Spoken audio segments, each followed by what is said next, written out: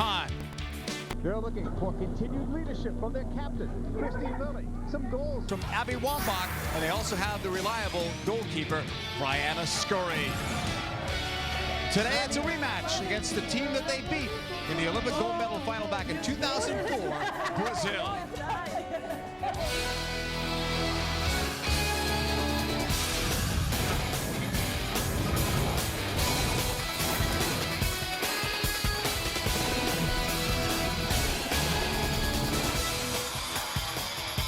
Welcome to ESPN's coverage of U.S. soccer presented by the United States Marine Corps with the Statue of Liberty in the background.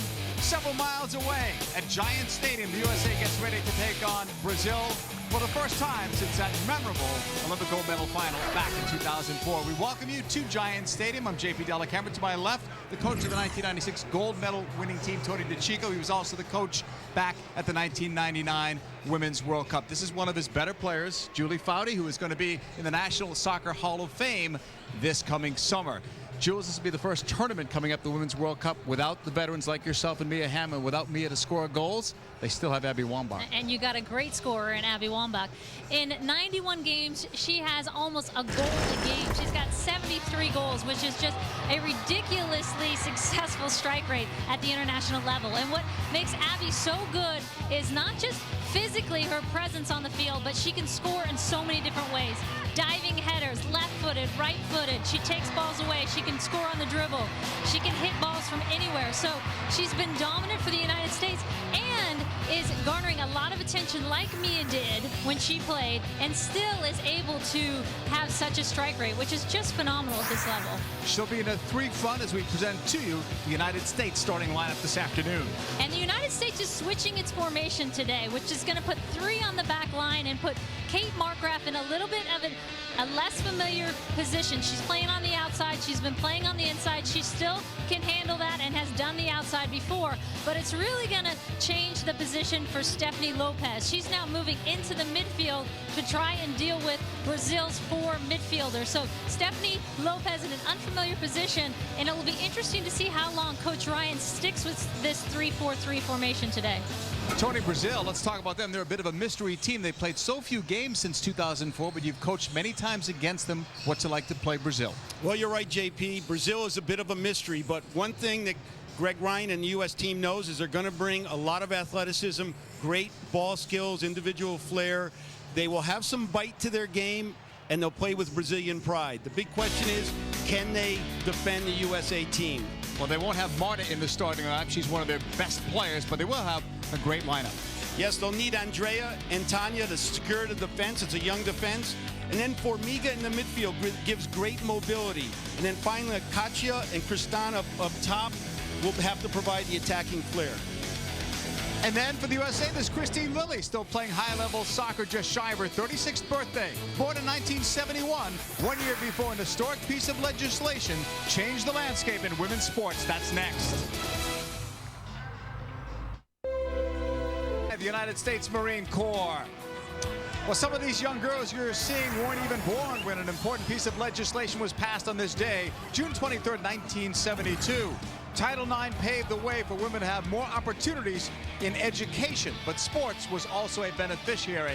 This was a very significant day in civil rights. We acknowledge and salute Title IX that was enacted on this very day 35 years ago.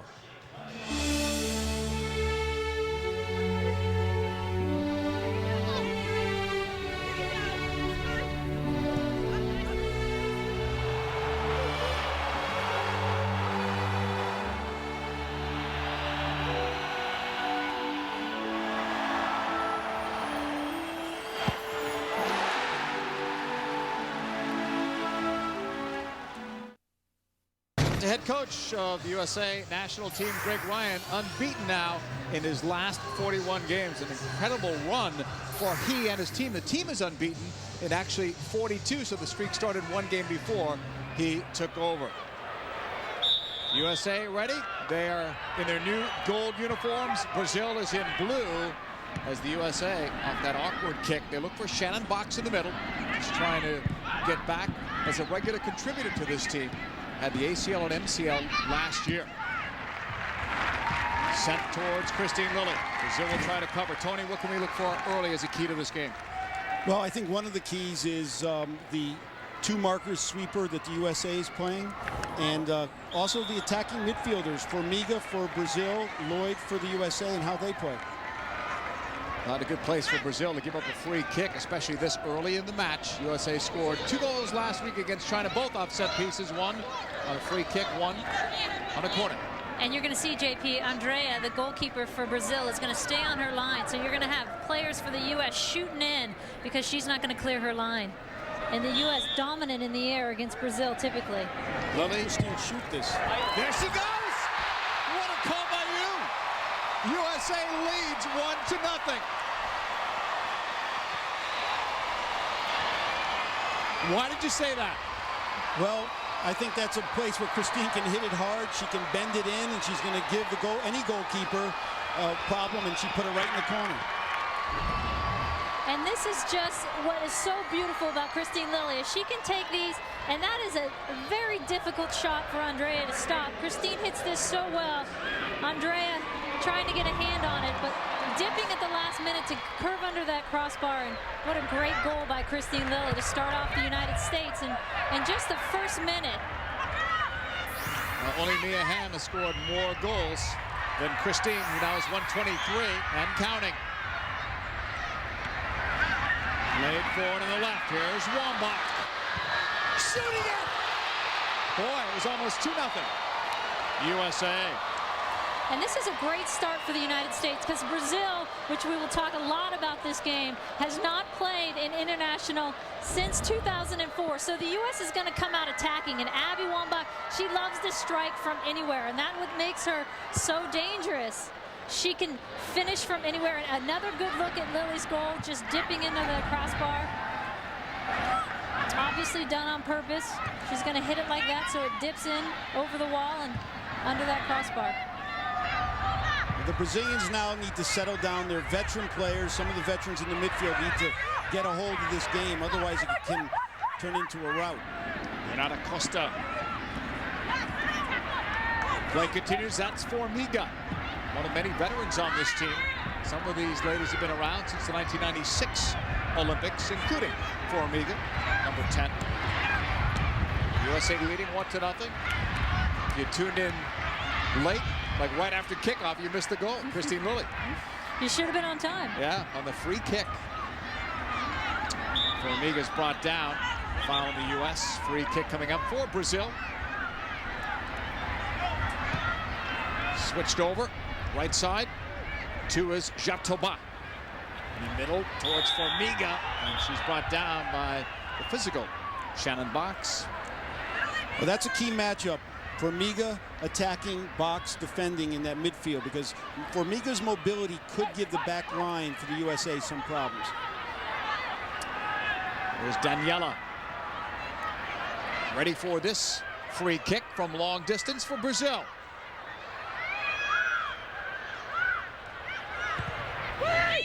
Puts it in a bad spot. Cleared up the middle, and the U.S. will take off with her, or try to. Wambach, look at her go. Carly Lloyd's calling for a ball. Played through to Lloyd. Andrea came out and blocked it. That play needed to go a little bit quicker than it did. Good refereeing, allowing the play on. I think she actually blew her whistle and called the foul, and then no one heard it, and she played the advantage. Rachel Wu is today's match referee. And a lot of fouls in the early going by these two teams. There have been some physical games in this rivalry over the years, and a yellow card was just presented there for something that happened up the field. Yeah, that's the foul that... Daniela took down Christine Lilly. It was a good play on, and she now is getting the yellow card. And this is off.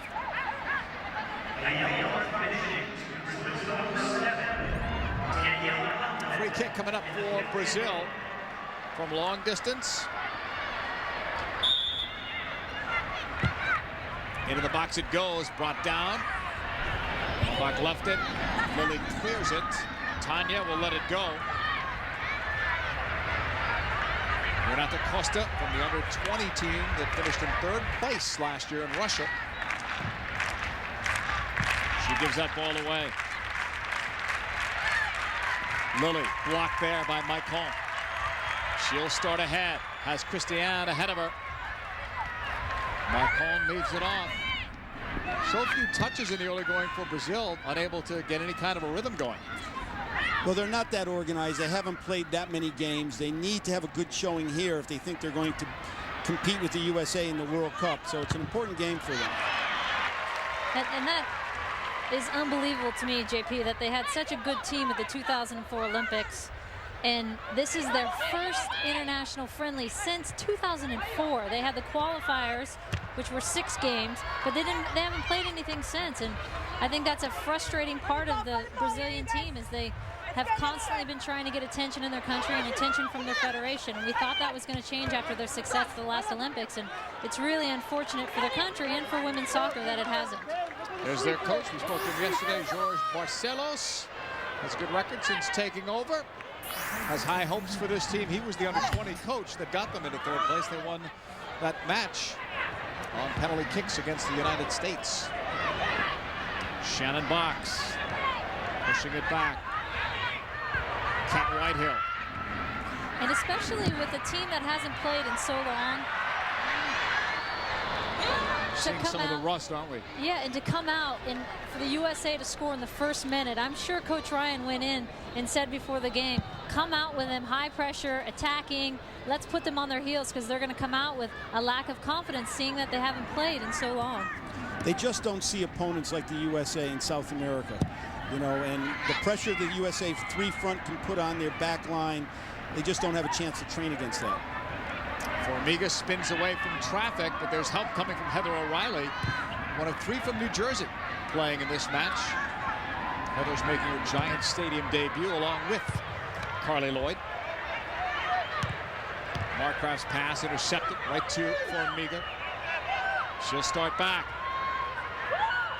So far, Katia and Christiane really haven't even touched the ball. Now up on the left. Chele getting free, crossing it, but Brian Scurry is right there. That's going to be the danger spot for the United States with a 3-back. There's going to be a lot of space on the outside that Brazil's going to try and exploit like they just did there. Brazil getting it back, Maicon.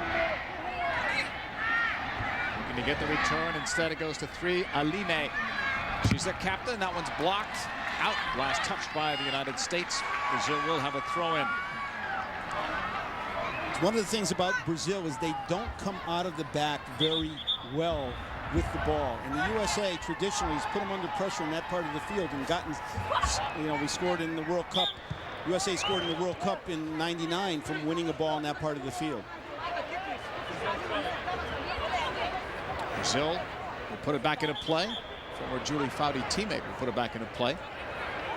Now Daniela's going to give that one up instead. I saw Daniela yesterday at training, and I said, Daniela, you haven't played in 2 years with the team, you know, and I'm like all bent out of shape about this. I'm not even Brazilian. And I said, what's going on? And she looked at me and shrugged, and she goes, it is Brazil. Only teenager to play in the WUSA at age 16 is a teammate of yours, Julie. Heading forward, the U.S. trying to win that in the air. Instead, it's brought down. Christiane. The USA would love it if Christiane is going to play that deep. She is a pure goal scorer. O'Reilly touching it back now. Some high pressure from Brazil. And more physical play as Wambach goes down. And Abby with her side, she's used to this. She's going to get a lot of this in the World Cup, and she knows that. She says, you know, against China last week, I just got kicked all over the place. And Brazil will do the same thing with someone with her size and ability. That looked like a good challenge to me, Julie, but she'll get some calls. Whitehill's free kick, not high enough. That one's cleared by the Brazilians. Will bring it down. Then they're going to give it right back. Headed forward. USA will take it again. That deflection, stepping up. Whitehill. Anyone's ball there. Headed up by O'Reilly. Given back, Carly Lloyd wanting to step up. She can shoot from long distance if she has the room. Advantage call there too. With the flex free to Wambach. Down she goes. And again, Brazil guilty of giving up a free kick so close to goal.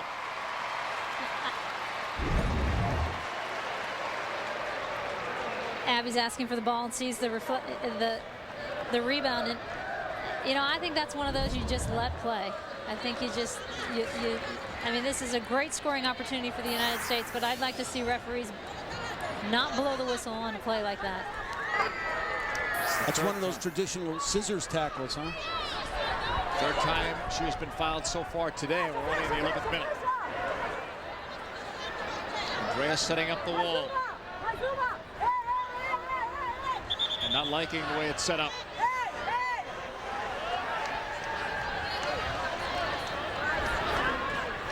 She knows about the U.S. firepower. She's played numerous times against them, including in the Olympics in 2004.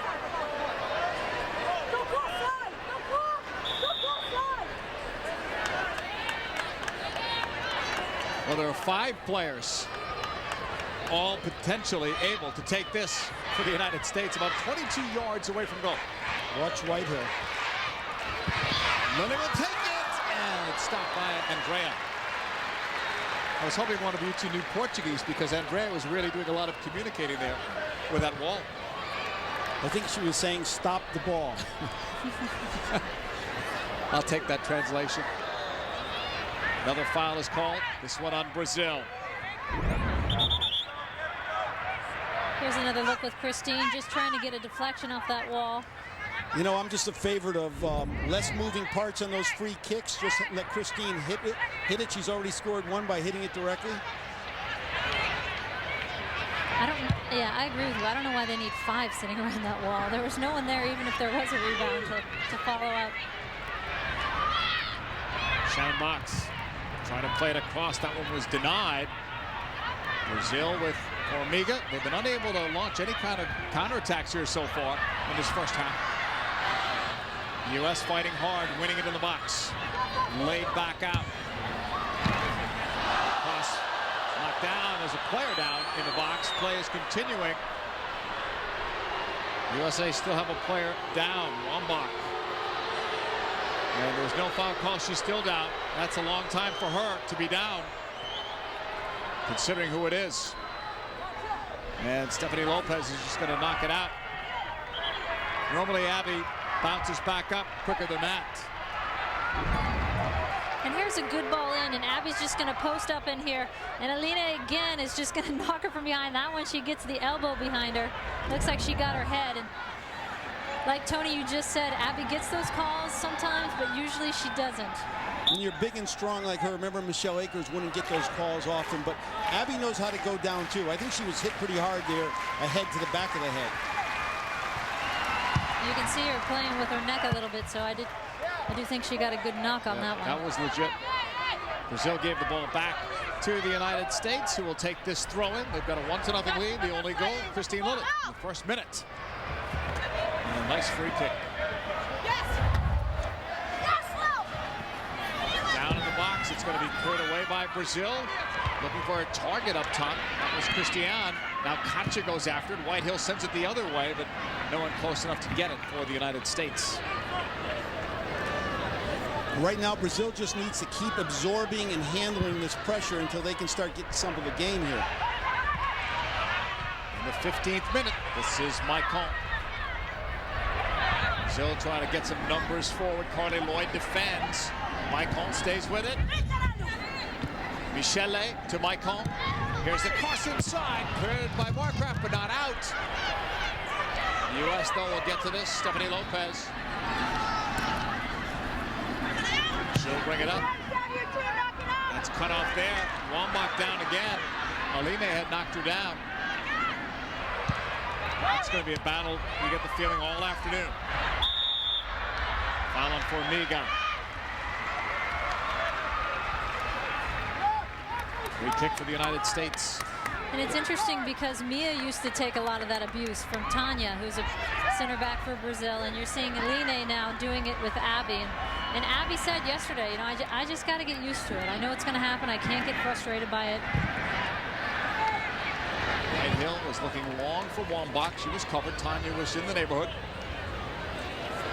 ESPN's coverage of U.S. soccer is presented by the United States Marine Corps, the few, the proud, the Marines.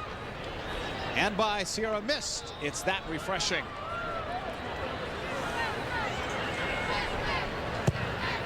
Struck by Andre.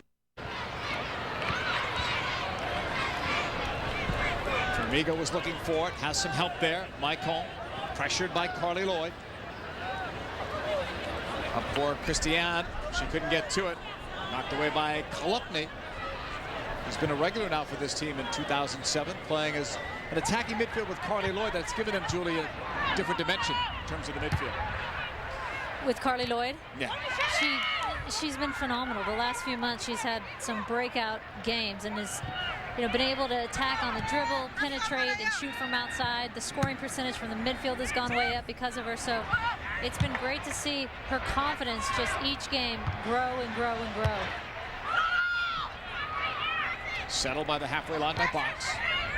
Chalupny, Boxx. Pressured by Katja, brought down, and the foul is called on Katja. And she's going to get a yellow card too. So a couple of cards already given out by Rachel Wu here in this first half. I like what the USA just did. They tried to keep the ball, and I think they want to keep the ball now, move it, and try to create some better opportunities for their front runners.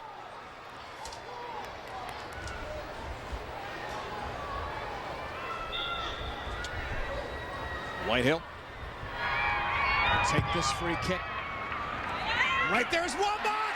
Oh, what a goal by Wambach, who flicked it in! Goals in 4 straight games now for Abby.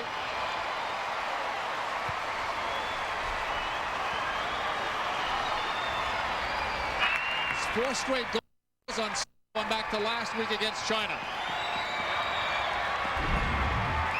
And this is the danger when your keeper stays on the back line, is your line is really deep. You can barely see it. You're going to roll this. They got such a deep line that they're not clearing that back line, which gives Abby all the space. And Andrea just staying right on her line, not even contending for the ball. You're right, Julie. Great flick on by Wambach, but that's Andrea's ball. She's got to come and claim that. And it's so hard for a team when you have a keeper that's cemented to their line, because they have to really drop to protect that space if she's not coming for it. So Abby, give her credit for sneaking in there, and Kat for a great ball, but really that should be an easier defensive play. Abby Wambach, look at the record when she scores. That can't be a coincidence when it's that many games. That's just tremendous. I'd like to know what my record was when I scored. Did I score, actually? You scored some big goals from the USA, Julie. You scored some big goals. You were 1-1 and 45. You kept me employed. Another free kick opportunity. Christine Lilly sending it in, but Andrea is right there. And Wambach's on the ground again. That's going to happen. You know, in the Olympics, it was Monica that marked her, and now Elene is marking her, and it's going to be physical. Lilly trying to get around, but was slowed down by Formiga. Jacques-Thomas, one of the newcomers to the squad. Played over to Lopez. Boxx in the middle. Lilly. Lilly will pop up anywhere on this field. Here's Lopez. Lloyd turns and faces, beats Mike Horn on the dribble.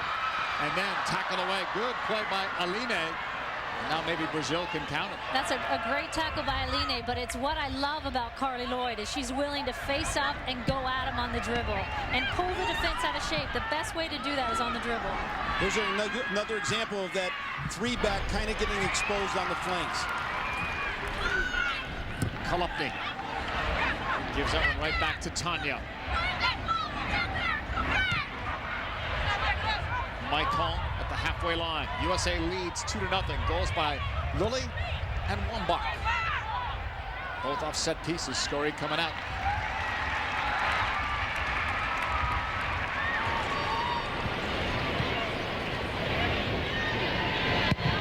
Scurry sends this one deep towards Wambach. Now instead it's O'Reilly. A collision there. Not that Costa will take off with it. Christiane. Slowed down by Rampone, and now the U.S. takes it again, and here they look to counter. Now some bad defending. Wambach ends up with the ball. O'Reilly, the shot, scooped up by Andrea. The Brazilians are very high on Renata, and she's getting a little bit of a lesson today. She's a young player, supposedly with tremendous talent. This is a great game for her to experience. Wambach. Going to be deflected out. Should be a corner kick.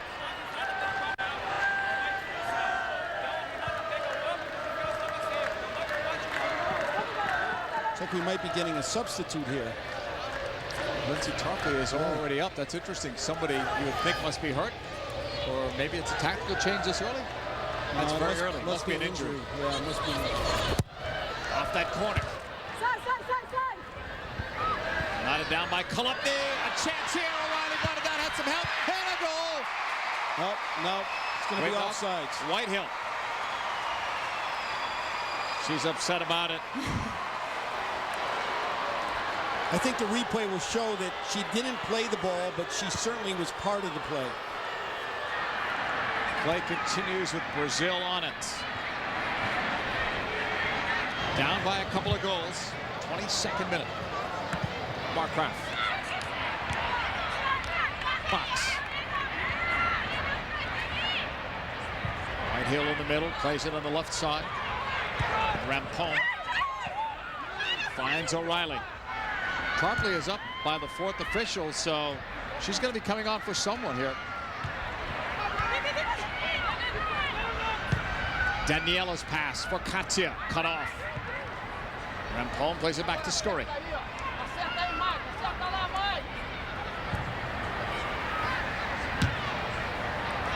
For Miga, for Brazil. Tried that quick counter. Chalupny, good job to get back there. Intended for Wambach, down again. But right back up. Jatoba. Towards Katia. Katia, though, was by herself, and there were 3 or 4 in gold jerseys to defend. Right now, Rampone and Markgraf are very comfortable with their marks and their assignments. The only place Brazil's getting some play is out on the flank, so they're going to have to coordinate how quickly those flank midfielders drop in. We're going to allow the substitution now. O'Reilly is coming out for Tarpley. Looks like she's holding her arm. Yeah. It is very early for a change, so you always speculate that it must be some sort of an injury, and that's what we're going with here. Try to get some word on it. But she does appear to be in some distress going to the sideline. So Tarpley comes in. That might be one of the few spots that are still open in terms of who's going to start for this team come the World Cup. Tarpley or O'Reilly as one of the forwards in the top 3.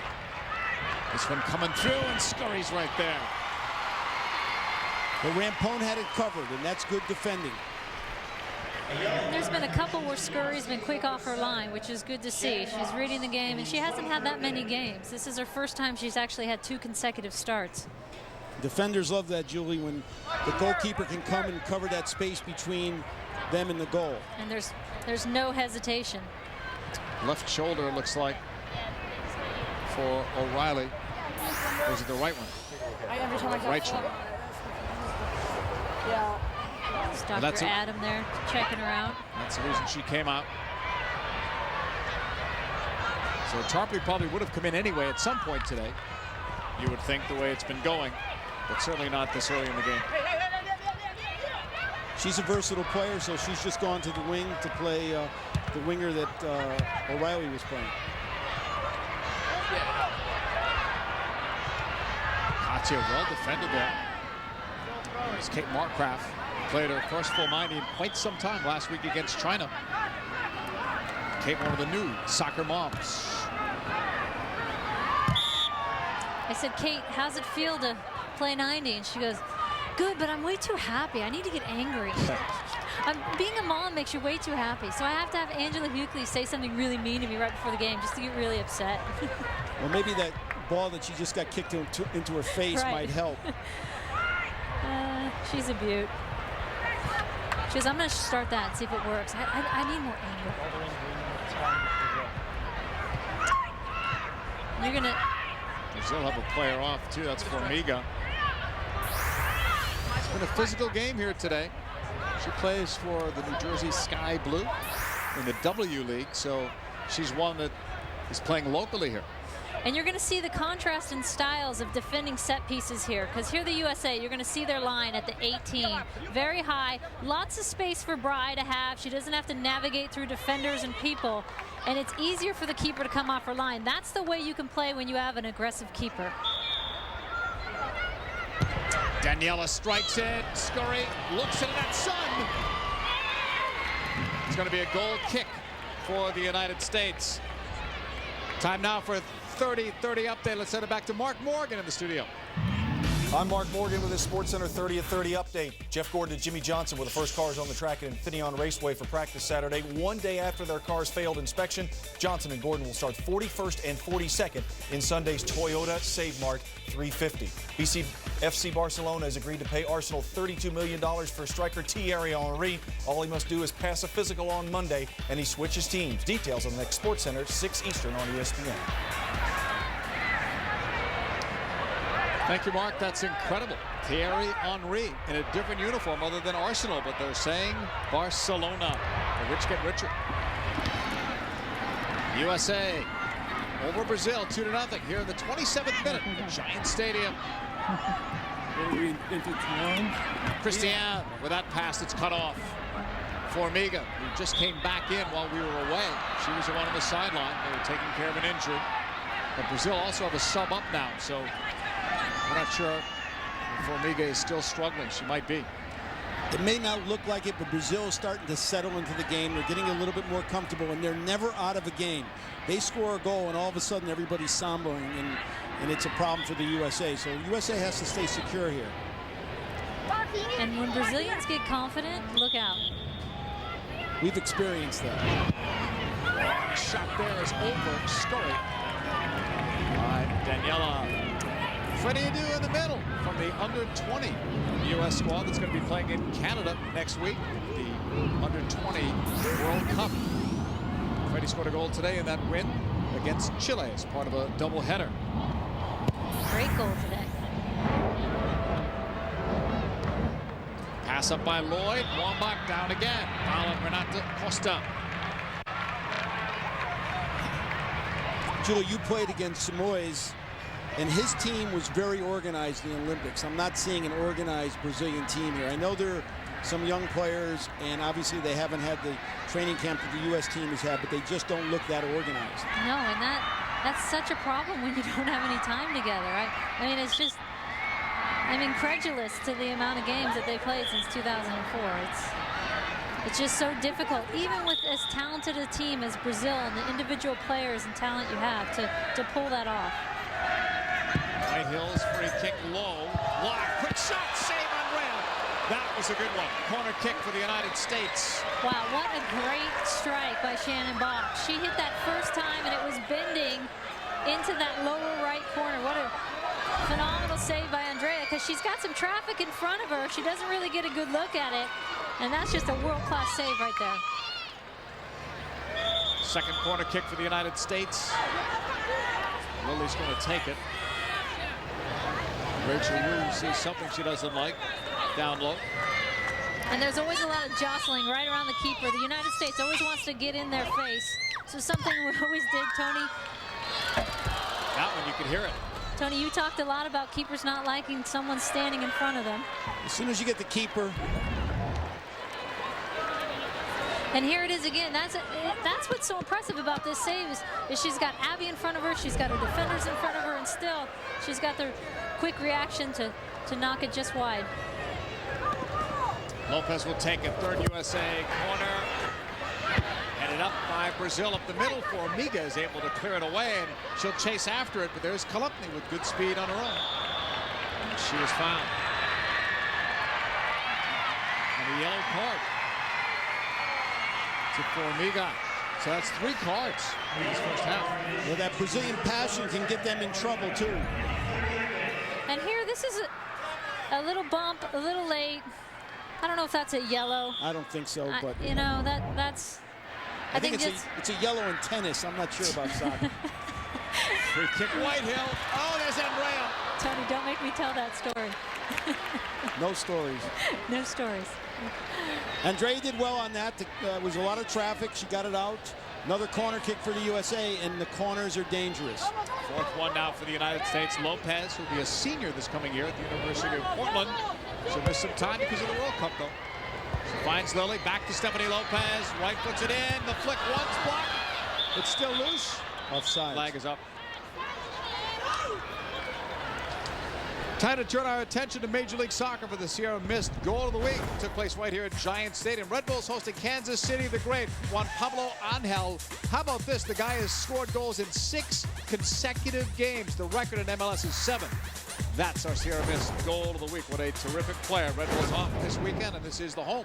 Well, he's a great player. He's in the EPL last week, and now he's playing in MLS. That's a great pickup for the Red Bulls. I love him.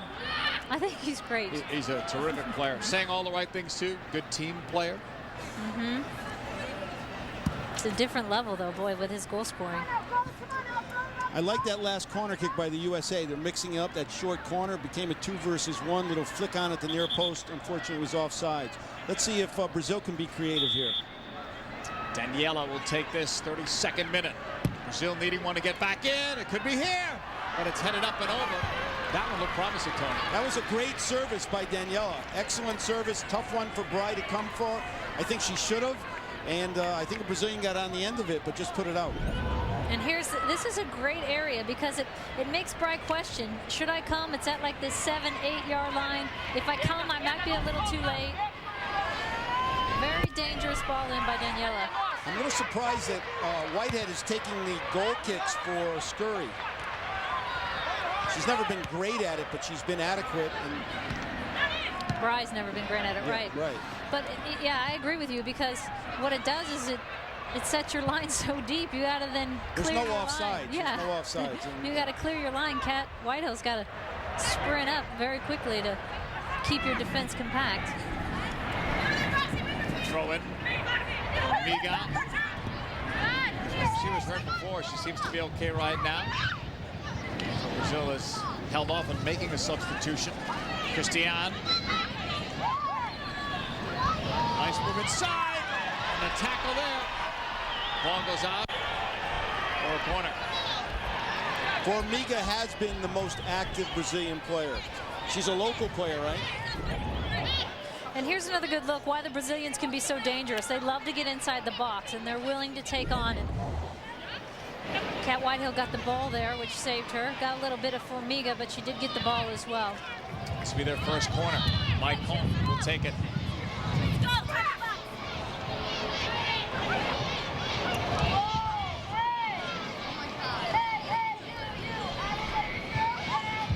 Strikes her hard off the left foot.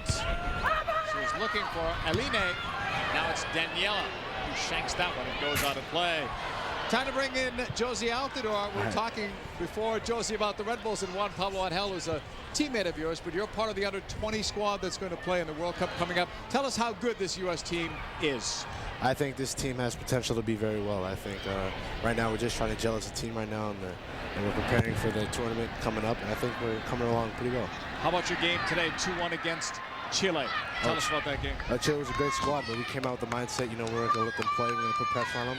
I think we did well at that, and we got 2 good goals. Josie, you were 16 when you started playing in Major League Soccer. Now you're a little bit older, but what's it been like when you're playing with some success and even starting at times for the Red Bulls? Oh, it's been great. I'm telling you right now, I thank God every day for what I'm able to do and the talent that I have. And right now I'm just trying to keep working hard and hopefully, get a call-up sooner or later for the men's team.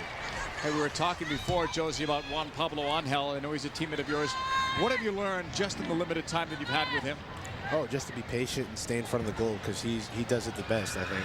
If you look at it, he stays in front of the goal and he gets his chances and he takes them well. So I'm just trying to learn off him and just trying to play the way he plays and get some goals. Josie, terrific to watch you play. Good luck in the under-20s. Thanks, man. Josie Altidore on those under-20s will be covered by ESPNU. That's coming up next week, starting next week. How good is Josie Altidore? 6 career goals, MLS goals, 5 of them game-winning goals, including 3 this year. 6 months younger than the actor who plays in Harry Potter. That's how young this kid is. And he got the assist on the USA's first goal that Freddie Adu scored today, so he's quite a player. It's hard not to be impressed with him. He's so young, he got permission to leave for a senior prom. Yes, he did. They said they wanted him to still experience part of youth, going to the prom. Knotted down, picked up. That's Formiga.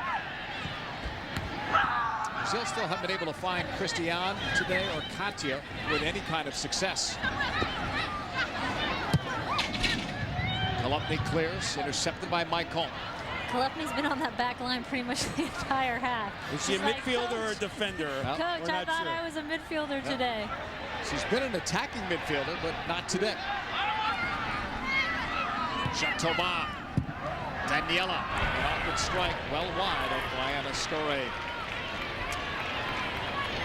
You mentioned the American squad in the under-20 World Cup. They'll be in Group D. They'll take on South Korea, Poland, and Brazil. All 3 matches there in that opening round on ESPNU. It starts June 30th, and the tournament runs into July.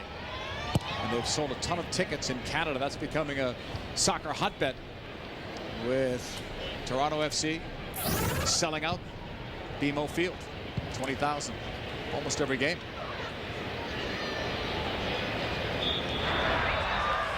Free kick coming up here for Brazil. And Brazil really having a hard time just finding a rhythm, which is atypical for them. You know, they just haven't been able to connect many passes, and it's for playing a good team style of defense. They've got not just 1 player or 2 players coming at them. They've got 3 or 4 surrounding the ball. Well, you're right, Julian. Right now, the biggest challenge for the Brazilians is there's 2 front runners, Christian and Katia, holding the ball. Rampone and Markgraf are doing too good of a job on them, and the Brazilians can't get any good possession from their 2 forwards. This is when you think, why doesn't that club release Marta if you're a Brazilian player? If you're the Brazilian coach. Right. Whitehill's free kick. It's Tarpley. Umea, the club that Marta plays for in Sweden, has won the last 2 Swedish titles. They're thinking, why should we release her? We got to win this title again. I say Marta will play for Brazil in the Pan Am Games in July. Brazil is hosting that event. This one is into the seats, out of play again. Throw-in coming up with the USA leading 2-0. Goals by Lilly and Wambach. And another yellow card. Was that for dissent? I think there was something off the ball against Wambach, and either the assistant referee, the 4th referee, or the main referee saw it. That's 4 cards today for Brazil here in the first half alone. You get the feeling that this game isn't going to end up 11 versus 11.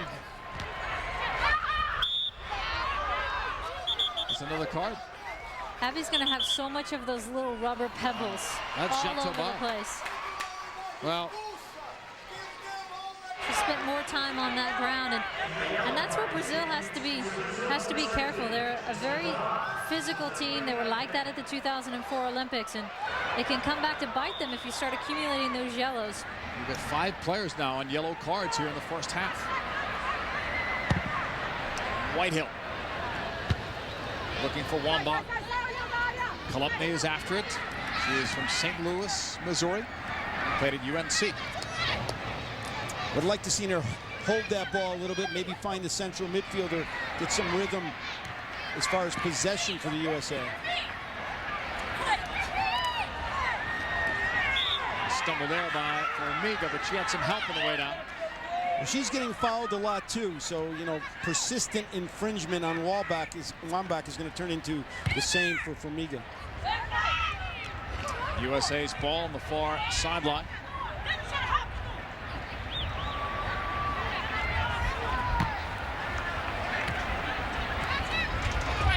Chalupny. Boxx. And she was looking long on the ground for Lilly, but that one gets away. Coming up on the Dick's Sporting Goods Halftime Report, is the future of U.S. women's soccer in good hands? We'll find out. The word according to Ham. Julie Foudy sat down with both Mia Hamm and Abby Wambach. Mark Morgan will have a Sports Center update on Thierry Henry headed to Barcelona. We'll have the USA's Copa America roster all coming up on the Dick's Sporting Goods Halftime Report, which is about 5 minutes or so away. Lloyd strikes that one wide of Andrea. Right now, Brazil isn't playing with the center forwards. Katya goes left, Christian goes right, and there's got this big opening in the center of the field. Nobody seems to want to use it. Carly Lloyd from Delran, New Jersey. Goals in 4 straight games at the Algarve Cup. Leading goal scorer in that tournament, and also the tournament MVP. On the turn, Lilly. That was wide, but why not give it a go?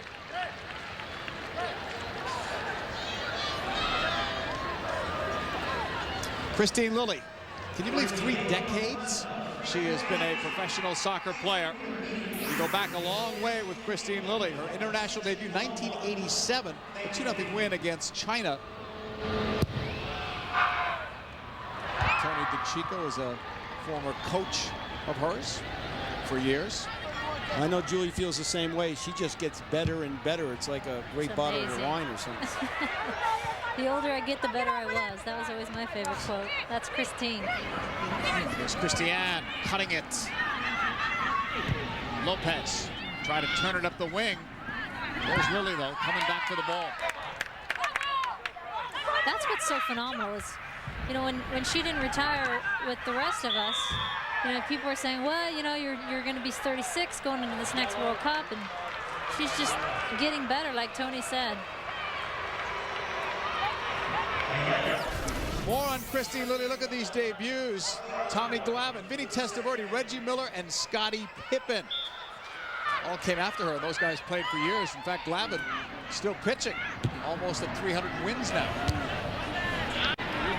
It's a tribute to her longevity, how healthy she's kept herself. And, you know, the truth is that she, if she continues to play, could be the best ever. And I've seen some of the great ones, and yes, she has coached them, obviously. I asked her whether she would play next year in a new professional league if it is launched, or in the next Olympics, and she says, I'm just trying to focus just on this event. But anyone that knows her, I think we expect at least another good year on her, at least. She's become such a great leader for this team, and Julie, remember, where she just led by example, and now she's the vocal leader. She takes charge, and these players all play for her. Oh yeah, I mean, I talked to Heather Mitz a couple days ago about her knee surgery and asked her how it was going, and she said one of the saddest things is she won't be able to play this World Cup with Christine, and what will be her last World Cup. And that's the kind of respect the team has for her. That's the first thing you mention when you're not going to a World Cup, is that you won't be playing with Christine Lilly. That is respect. Winning for Christine Lilly, that's one of the things coming up in our halftime interview when Julie sat down with Abby Wambach and Mia Hamm. That's coming up in just a few minutes in the Dick's Sporting Goods halftime report. Here's Wambach, keeping it on the ground. Left foot to Tarpley, who has good speed. Tackled away by Tanya, but it's another free kick. The USA is so dangerous on these free kicks. It looked like a pretty good tackle, actually, but could have gone either way. And right now, this is another situation where the Brazilians have to avoid. And this is so dangerous, again, to be giving up these fouls, because the U.S. has so many targets it can go to. It's got Abby Wambach, Shannon Boxx, Carly Lloyd, Kat Whitehill. I mean, and traditionally, like I've said, they've been so dominant against Brazil in the air. You're going to see an in-swinger come in here to try and test Andrea. Lloyd sent the back post, and it's headed over by Abby Wambach, who already has 1 goal so far today.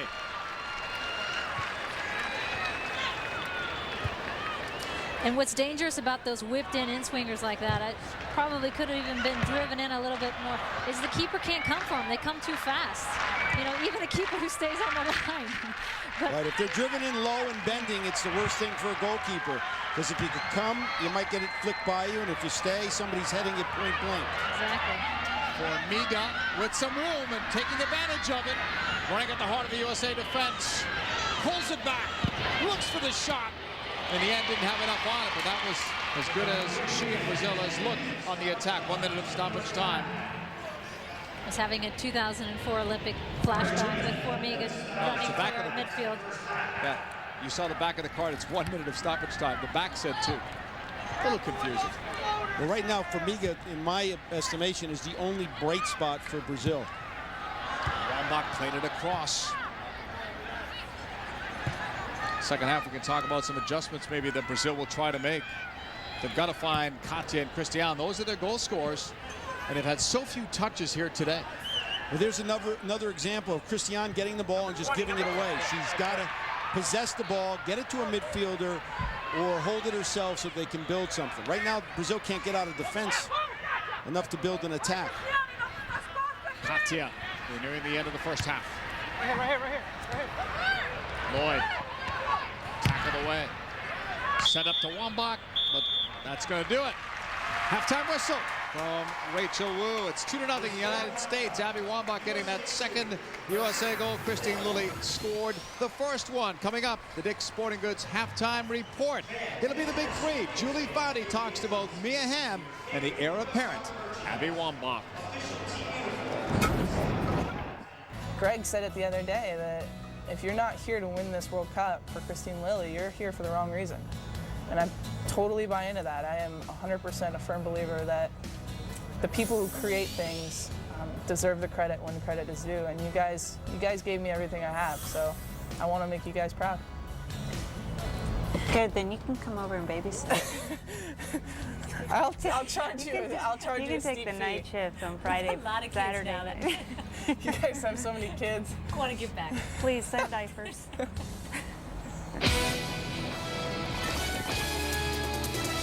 This halftime report is brought to you by Dick's Sporting Goods. Every season starts at Dick's. We've left the most treasured game in the world. Back at halftime, it's the Dick's Sporting Goods halftime report. Coming to you from Giant Stadium in the Meadowlands, where the United States, on goals by Christine Lilly and Abby Wambach, leads Brazil by the score of 2-0. You know, the greatest goal scorer in the history of women's soccer was Mia Hamm, who is now retired and is a soccer mom, the mother of two. But the woman that could have all the goal-scoring records when all is said and done is Abby Wambach, who is currently playing for this USA squad. Recently, Julie Foudy sat down to talk with these two great goal scorers. What were your thoughts knowing you were going to be playing alongside Mia Hamm? Uh-oh. Now what? No, I mean, growing up, I had pictures of her on my wall. I actually had an autograph by her, and The one I did? yeah, the one that Mia did way back when. But I was just excited. I mean, I was thinking to myself, you know what? This is going to be the best learning opportunity for me. And my sights weren't even on the national team. I was just excited to be playing professional soccer and to be learning from, in my opinion, the best soccer player in the world. I mean, I got pretty much the luckiest draw in the world. From the minute she stepped onto the training field, I've never seen someone work harder. And I think that's all you ask for in a teammate, is she was open, she wanted to learn, she wanted to get better every single day, and she wanted to help our team win. And it didn't mean just scoring goals. It was being the fittest out there. It was asking questions, not just being a technical player, but being tactical and learning the game and respecting it. And that's why, for me, to be honest with you, it helped me play another 2 or 3 years. You've talked about wanting to win this World Cup for the veterans and for Christine. How important was it to you in 2004 to win the gold medal with a lot of the veterans retiring? It was important because I knew that I wouldn't have felt satisfied doing it without a gold medal and not having you guys leave with one, because you guys deserve it. You guys deserve so much more credit than you actually even got. The whole country was pulling for you guys to leave on a high note, and I was just fortunate to be at the right place at the right time to score that last goal. Was there a thought in your mind about, I'm going to help her with this next stage when I'm gone and she takes over the scoring mantle, she takes over this role of being the goal scorer for the U.S. team? Looking at Abby, I was like, man, she's only going to get better, and she wants to get better, and she's this vocal, kind of lively personality. You know, before games, she's the one dancing in the middle of the locker room, you know, with you, Jules. No. And I'm sitting in a corner about to throw up. And so you need those personalities, and I love that about her, she's the one screaming her head off, going, you know, we're going to win this game, and she believed it, and you know, that's empowering. And you know, we haven't had a player like her since Michelle Akers. That just the physical strength, psychological strength, the work ethic, fitness, and the potential to be an unbelievable scorer at this level. Well, coming up next, Mark Morgan has a Sports Center update. More on Thierry Henry going from Arsenal to Barcelona. That and more when we continue with our coverage. United States leads Brazil 2-0 here at halftime at Giant Stadium in this international friendly. This halftime report is being brought to you by Dick's Sporting Goods. Every season. USAvBRA's coverage of U.S. soccer presented by the United States Marine Corps. Getting ready to start the second half. The United States leads Brazil by the score of 2-0. But before we start it, let's go to our Panasonic game shots. Highlights from the first half. Well, here's Christine launching the USA into this game with a great free kick, bending it into the back post. And here's Abby Wambach getting hammered. I think she's drawn 4 yellow cards herself. They've been playing her physical. And here's the Abby Wambach goal. The first look, she's going to sneak in behind. The second look, we're going to break it down. If you freeze it there, you're going to see Abby's mark, Renata Costa there, totally lose her. In play, she's going to lose her. She's wide open when she hits the header. And really, if you have a 5'11" forward who scores almost 50% of their goals with their head, you need to mark them up. Have you heard of double team? They should be constantly having 3 people surrounding her. I cannot believe she got such a free look. Give Abby credit for getting in behind, but Brazil needs to be tighter on set pieces. Brazil going to make a substitution, but first we'll talk about Heather Mitts. 71 international appearances, but that will stop, unfortunately, because of an injury. We have Heather Mitts with us right here at Giant Stadium. Heather, let's talk obviously about that tough injury against Canada. Did you know at the time that it was that serious? I did. I mean, I heard it pop, so I knew immediately. Watching it on television, I thought, you know, you were down there for a long time. Was that an injury that you had felt before, so you kind of thought that this was the same thing? I've never experienced something like that, but I knew, and, you know, I was just obviously very upset because I knew that I'd be missing another World Cup. Yeah. Well, talk about that, because you couldn't compete, right, for the last World Cup because of an injury when you were playing with Philadelphia? Right. I mean, obviously the circumstances were a little bit different compared to now. You know, I was ready to play in this one starting, and things were going well for me, and I was just working very hard. So, yeah, I'd be lying if I didn't say I'm absolutely disappointed. But, you know, these guys are going to take care of business for me, and hopefully I'll be back for Olympics. Difficult to watch? I'm actually, it's better than I thought it would be, you know, and it is hard, but I think it's great to see that we're playing so well and we have so much depth in this team, and I love these guys, and I'm happy to see that they're doing well, and I know that they're going to go over there and perform for us and come home victorious. And Heather, the good news is, if there is any good news that goes with the torn ACL, the Olympics are just a year away. You don't have to rush it back. You had surgery a couple weeks ago. You said, how is it going since the surgery?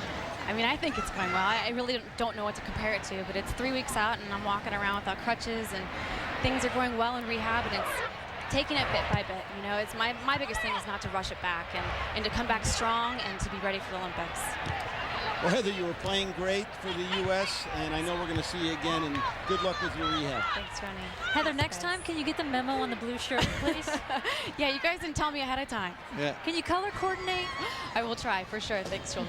Heather And Mitts, bring us some corsages. well, Heather Mitts is going to stay with us for a little while longer, injured and not able to be a part of this team. But let's talk about this U.S. team. They're unbeaten in the last 41 games. When you talk to all the players, they say they don't even think about the streak. Why is that? Just because you're taking it one game at a time. You know, you're focusing on this game today, and you don't really think about that. I mean, it's not really that important to us. It's not at all. It's that you're out here on the field, you're playing your best, you're getting better every single game, and you're winning the game that you're playing that day. Anything that they have to do differently or better to get another World Cup? You know, I think, honestly, if we play to our abilities, it should be a piece of cake. Wow. And I know that's a big statement, because you look at who's in our bracket, and those are amazing players, amazing teams. But I honestly do think that if we can play to our abilities and everybody steps up a little bit, then there's no question that we should come home winning this one. Second half, Just a couple of minutes old. Brazil trying to get themselves back into this game with Formiga on the ball. She was probably their best player, most effective player in the first half of play. One's cut off. Formiga reminds me so much of Patinha with her movements and mannerisms. A lot of WSA fans who are watching may remember Patinha, who had many good years with the WSA. Talking about that Women's World Cup that's coming up in China starting on September 10th. Nigeria, North Korea, and Sweden, along with the United States. And ironically, those are the same teams that the U.S. had to play in 2003, just in a different order. And 3 of the top 5 teams in the world, according to FIFA, are in that group. So they're calling it, Tony, the group of death. Well, it's a difficult group. And I thought they were opening up in North Korea. Now, I saw Nigeria there, and I'm not sure. But it'll be an advantage. They are opening up in North Korea. Yeah. And that's a disadvantage because nobody sees them play. So you can't scout them. Yeah. Well, that was just a listing, not in order of the way they'll be playing. This one's going to be cleared away. A couple of substitutions for each team. Leslie Osborne has come in for the United States. Esther for Brazil. And Osborne was the one that replaced Shannon Boxx last year when Shannon went out with injury. And Julie did very well and picked up with her confidence all the way through. I think Leslie Osborne had some big shoes to fill and did phenomenally well for coming in and filling the role that Shannon Boxx plays. Way across. Renata Costa will push it up. 49 minutes gone at Giant Stadium. USA on top of Brazil, 2-0. Have you played before and seen Brazil play before? What's it like against a team like this? I know they don't have Marta, their best player, but so many good players out there. They're so talented and they're so aggressive. You know, if they play to their abilities, they're one of the top teams. Obviously, they're missing Marta. She's one of their best players, but you know, I think the biggest downfall for Brazil is that sometimes they're too aggressive in the box, and against Abby Wambach, I mean, that could be detrimental. So, you know, I haven't been all that impressed with Brazil today, but I know that by the time the World Cup comes around, it'll probably be a totally different team. And we ended up seeing that, Julie, in 2004, you know, a completely different team. The one thing about Brazilians, they have a lot of talent to choose from. Coming back, United States with a 2-0 lead, looking to extend, while Brazil is just trying to get themselves into this game. This is when I'd love to see the United States settle the ball down and get a rhythm and try and knock it around a little bit and make Brazil chase. Brazil hasn't been playing. They don't have a structured league. Wear them out on a big, large field and see how they can hold the ball, and then they're just going to walk goals in. I agree with you, Julie. I think possession right now for the USA would be a great addition to what they're doing, and they're doing a lot of good things on the field. Heather, we talked a lot about the streak of 41 games. Is there any discussion in the group about, and you never want to lose as a player, but is there any discussion of, you know, it might be a good thing to lose before the World Cup to get it over with, to see how the team reacts? I mean, I honestly thought about that, and it's something that it might actually be a good thing for this team, just to experience it, just so then you go in knowing what it's like and knowing you never want it to happen again, because that group is the group of death, and those games are going to be so hard. Second corner for the Brazilians. Right to the middle. Aline couldn't get to it, and Renata Costa put that one up over Brianna Scurry. Brazil also in the World Cup. They're in Group D with the host China. Then you've got Denmark. You also have New Zealand. So Brazil could do well in that group. The question mark for me, Tony, is China. That's the team you were offered a coaching position with and turned it down. How good can they be as they host this? Well, I don't think they're anywhere as near the level they were in 1999 in the late 90s. But they've got 2 new Swedish coaches, and I think they'll be better in the World Cup. Having said that, Brazil should go through in that group. Throw in coming up for Brazil, or for the United States, and Whitehill's going to go over to take it. Besides the fact that Brazil's a little bit sloppy offensively, they're sloppy all over the place defensively too. Their back line, there's no line they're setting. They've got Alina that's like 5 yards behind. I mean, they're not showing any organization really on either side of the ball. There's Daniela coming back. near the halfway line. Omega cutting it back. Daniela. The cross, and not even close. And again, it's Christiane and Katja that have had so little of the ball here today. And if those two don't get it, who's going to score? Well, that was the first time Katja held the ball and made a pass, and they ended up with, you know, a half chance on goal. They need to do more of that. The forwards have to hold the ball, let players get forward, and build off that possession. 53rd minute. Heather, we want to thank you for taking time out to join us, and we wish you the best in rehabbing and get back on the field as soon as you can. Thank you very much. Yeah, Heather, Yes, good luck. All the best. Heather Mitz, injured member of the USA national team, and that's always tough for a player, Tony, because everyone knew she would be on the team. Well, she's playing great, and she was very, very effective coming out of defense. She's a good attacking defender, but she's not big, but she's tough. And so it was a loss, but the USA depth can deal with it. Lloyd got a piece of that. It comes all the way back. And this will go out of play. Ryan Scurry will put it back into play. Our U.S. Marine Corps team profile for the United States. 9 players from the 2003 Women's World Cup roster. Look at what they've done so far in 2007 as a team in terms of scoring. And Wambach, now we've updated that for you. 8 goals in the last 6 matches. Clearly USA playing at the top of their game. Unbeaten now in 42-41 under head coach Greg Ryan. Greg has done a great job with this team. You know, the USA lost Julie Foudy, Joy Fawcett, and Mia Hamm to retirement, but they haven't lost a beat as far as how they performed on the field. Brandy Chastain also not a part of this team, so that's 4 great players, and they've had to change it. So the success rate, I think, is even more incredible because of what you said. And now USA fans have to get used to new players. I asked Christine Lilly about that yesterday, and she said only the faces are different, but she said technically as a unit, some of these younger players, Julie, are better than the way she played, you played, Mia. That's quite a compliment. Oh, yeah. And I mean, you're seeing players emerge like Carly Lloyd, Lori Chalupny. I mean, that are phenomenal players that can hold the ball and dribble and take on and score from all over the place. So, you know, we often talk about we cast a long shadow for many years, and it'll be nice to see them get the recognition they deserve. Tarpley's okay after that collision free kick coming up. 14 fouls in Brazil, and they've got 5 yellow cards, and only one of them. If the goalkeeper doesn't get in possession. She got there late. Looked like she was still trying to set up a wall. ESPN's presentation of U.S. Soccer is brought to you by the United States Marine Corps, the few, the proud, the Marines. And by Panasonic. Catch all the action in crisp, clear Panasonic motion. Panasonic Plasma for the speed of sports. All right, Tony, if you're Brazil, how do you get back into this game? You're 2 goals down, 1 goal changes everything, but how do you get it? You stop fouling, you try to get possession, and you do what you're best at. That's individual flair, getting a hold of the ball, forcing the USA to foul, and try to stay organized defensively. Lilly's pass, wanted to give and go, set up. Wambach gave that one away to Aline. Tanya.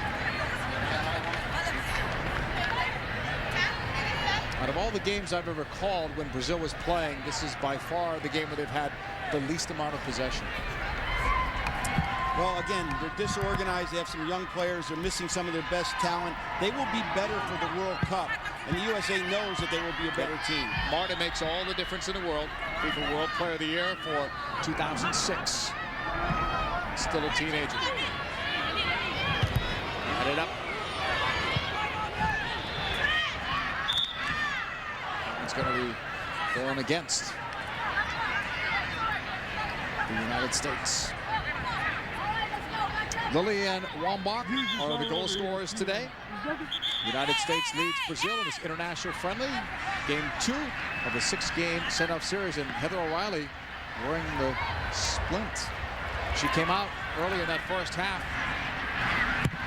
She's smiling, so that's at least a good sign.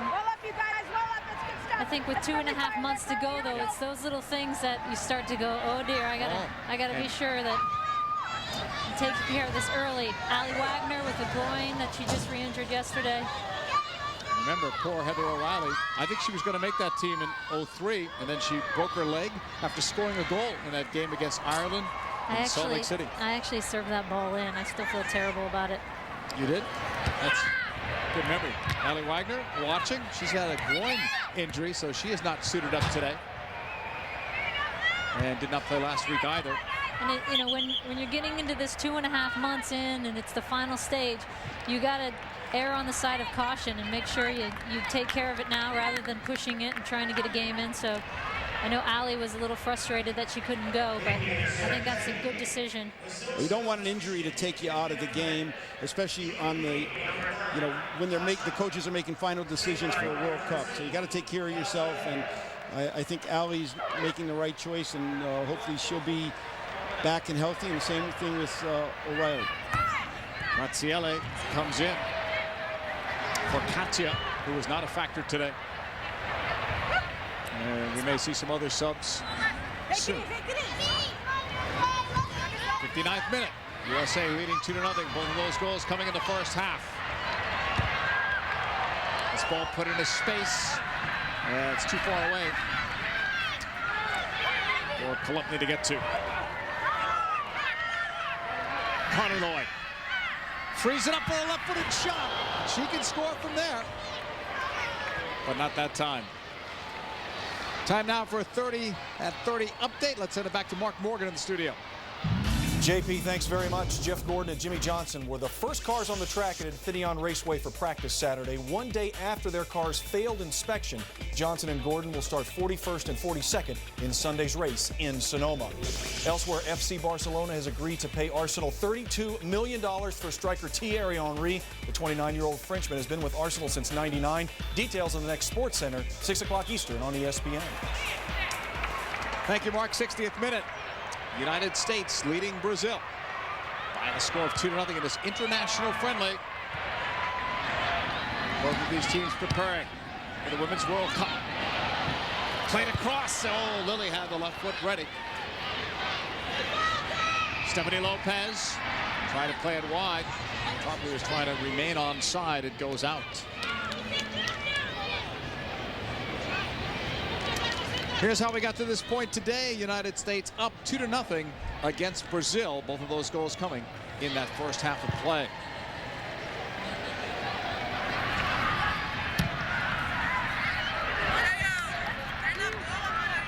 Out of play, it goes for a throw-in for the U.S. It's good news for Coach Ryan that he can switch formations into this 3-4-3, and he stayed with it. We talked at the top of the show that if he wasn't successful with it, he may go back to his 4-3-3, which he's been playing a lot of. So, and again, going into the World Cup, that's another thing you want to be comfortable with, is the ability to switch on the fly and have confidence. So they hadn't played this since March of this year. It's good for the United States team to have that under their belt going into September. Absolutely. They've looked very sharp in defense. Brazil has had very few, even half-chance opportunities.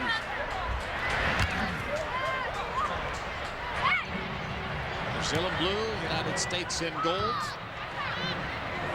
Tanya. Razziele.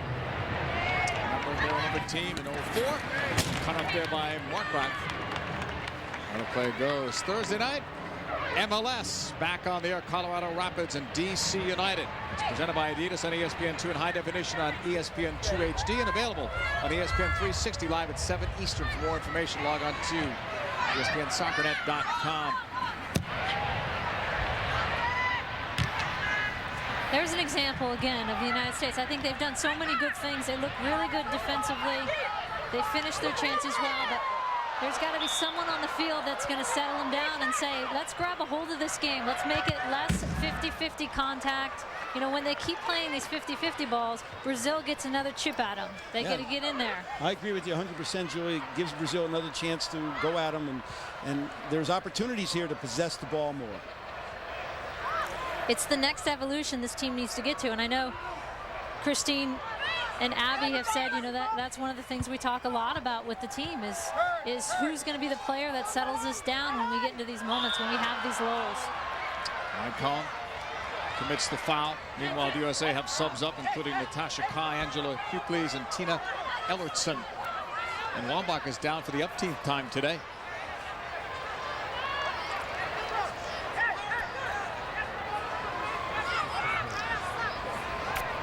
USA ready for the free kick. Capt Whitehill. This is a better line for Brazil. They're setting it at their 18. They're setting it at their 18. They're clearing that space for Andrea to get in there. Dropping a little too early. Andrea came out. Lilly wants it. Settled it. Almost had Abby Wambach. We're coming to you today from Giant Stadium in the Meadowlands. This is where the Women's World Cup of 1999 began. In fact, Julie Foudy scored a goal in that game, 3-0 over Denmark. Here it's the USA and Brazil, along with Julie Foudy and Tony DeChico, were part of that 1999 World Cup Championship team. I'm JP Della Camera. Lilly and Wambach, your goal scorers today. Lilly also scored in that game here, the opener. What do you remember the most about that game, Tony? Well, a couple of things, JP. Coming out of the tunnel, watching my players just staring at the crowd, wondering if they're going to be ready to play. Of course they were, and it was just an awesome environment. And then I remember Christine. I remember all three goals, but certainly Mia's first goal early in the. That was a beauty. It was a beautiful goal, and it set the stage for the rest of the game and the tournament. We asked Carly Lloyd yesterday. She said she was sitting in the stands as a New Jersey native watching the game, and we asked her, did you ever doubt if you would get there? This is Daniela playing it back. Christiane needed to react quicker. Quick shot there, right at Scurry. We asked Carly Lloyd, did you ever doubt if you'd be on that team? Did you think you would? She's like, yeah, I did. And I thought that was the greatest answer. Confidence. It was like, sure. Confidence. I thought I was going to be there, and that's the attitude she brings to the field when she's playing confident. It's like she gets in there with tackles. She's beating players. It's this great confidence that is really emerging in these last few months. Heather O'Reilly was also a spectator at that game. She was, I believe, 14 years old at the time. How about that touch?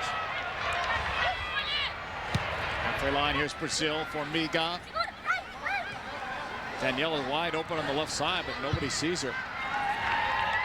Brazil's spacing has been pretty poor for the most part today, too. No support for players. It's getting better now, but I'll tell you what, Rampone and Markgraf have played very, very well for the U.S. Michael.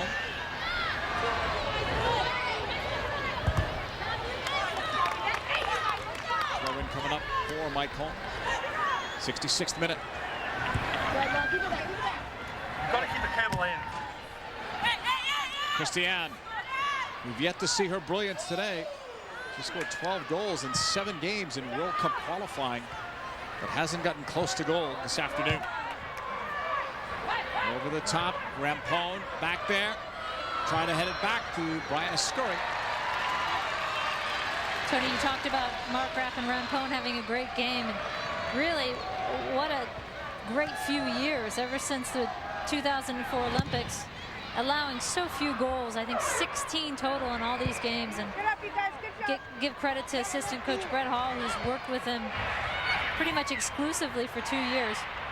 And I think it's also the team pride that the U.S. has in their defense that makes a difference.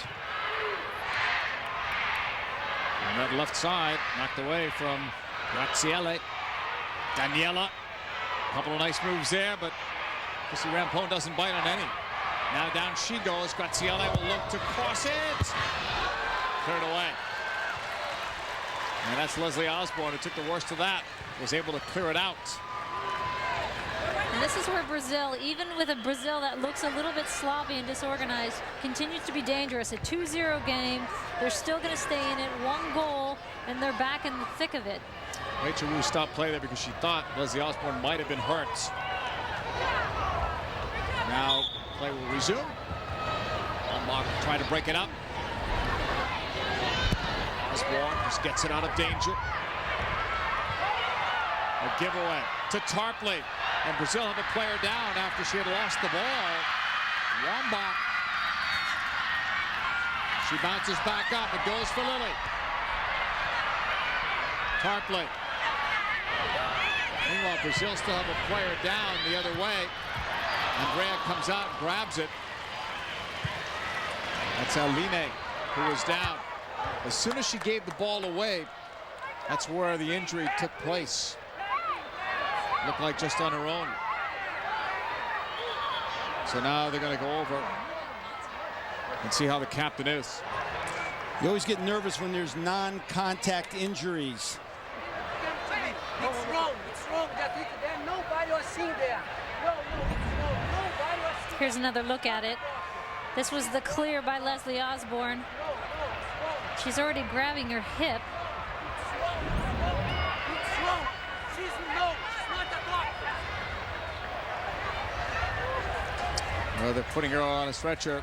As they do that, we're going to take away from this game and go back to the game we were talking about, 1999, when it all began. Here's your flashback, 3-0 against Denmark. Who wants to take this? Which one of you two World Cup veterans? Let's just watch it and enjoy it again. That's right. What a great goal by Mia. I think we've got a Foudy goal coming up too, right about there. Like that. Watch this celebration by Foudy. Watch. And a left footer. Watch there. What was that? That's you got to work on that. Oh wait, you're retired. That's you're retired. when Austin Powers was out. Was that what it was? I was an Austin Powers addict. Still am. Well, Foudy made that run famous on the backside. She'd just disappear and show up on the backside, and then she'd be ready to score a goal. And that was a very good goal, too. That was our second goal, and that kind of gave us the breathing space we needed against Denmark in that first game. I'm lethal within 2 yards. You mean you played it off the crossbar on purpose? Yeah, I almost missed it, and I was 2 yards out. I remember saying after the game, laughing with Mia, I was like, good thing I was within the 6. That would have been over the stadium. Tough day. Oh, tough day for Aline, going off with an injury. So this has been a tough game for these. So we've got Tony DeChico to my right, who was the coach of the Women's World Cup team back in 1999. Julie Foudy, one of his better players back then, and soon to be in the National Soccer Hall of Fame. What's that going to be like, Jules, going in there with Mia Hamm? Oh, incredible. I mean, how neat and what an honor to go in with your friend and longtime teammate. I can't think of, you think of all the legends and pioneers that have come through this game and helped grow soccer in this country, and to be a part of that group is really neat. And to go in with Mia is just phenomenal. And look where you are, right up there with Christine Lilly, all those World Cup games and tournaments. And Lilly, Foudy, Fawcett, Hamm, some great names. You guys got so many votes that nobody else was able to get in, and Joy Fawcett should have, I think. She should have. She should have. She got my vote, but that was the only I didn't have that much clout. thing about it. I said to my husband afterwards, I said, you know, it would have been perfect if Joy went in with us. Should have been all three. Scurry making that grab there, keeping this a 2-0 game for the United States in the 71st minute. Scurry's look confident. That's a good grab right there on that cross. And you need 2 confident goalkeepers going into the World Cup.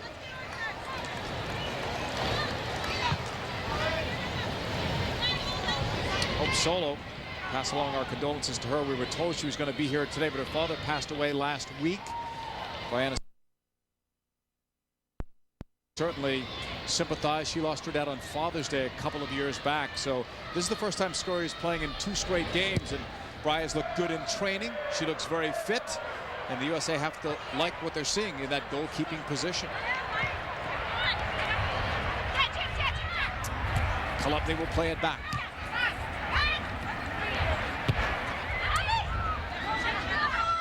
USA getting both of their goals in the first half. Last week didn't score in the first half against China. Both goals came in the second half.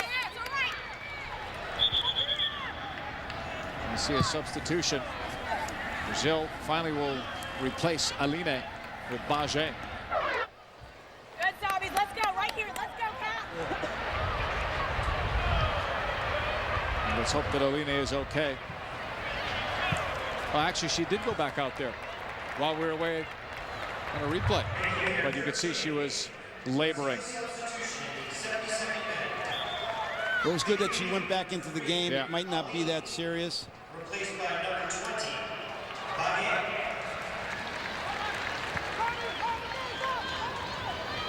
She's still feeling it. Tough player. USA leading here 2-0. The two big goal scorers this year getting the goals. Lilly first, and then Wambach. Jatoma. Foul on that far sideline. It's Lindsay Tarpley who came on for Heather O'Reilly in the first half. Tarpley scored in that gold medal game. The first goal, in fact. Then Brazil tied it, and then Abby Wambach won it in overtime. And there is Heather O'Reilly, East Brunswick, New Jersey.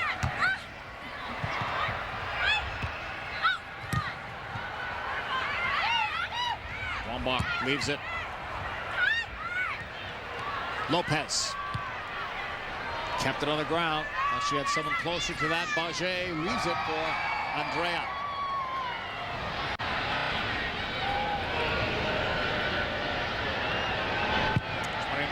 Goalkeeper will send it over the halfway line. You see Rampone is there. Defends it well. And another Brazilian player is down. That's Graziella. Physical play continues here at Giant Stadium. Christiane. That's cut off. Osborne. Good read. Leaves it off on the left for Lopez. And the whistle will stop for the injured player. Graziella never got back up on that challenge from Rampone. She gets double teamed here, and let's see what happens. Yeah, Wambach comes in. Looks like she might have got a minor knee sprain or ankle twist. Those are painful. This is another danger, not to harp on this 2 years off bit, but I will. This is another danger of going so long and not having enough games. You get into the 75th minute and things start to tear. You get a little weaker, and you're starting to see them getting carted off the field, which is always a sad sign for any team. Subs up for each team. Tina Ellertson up by the fourth official for the United States, and Maurine for Brazil.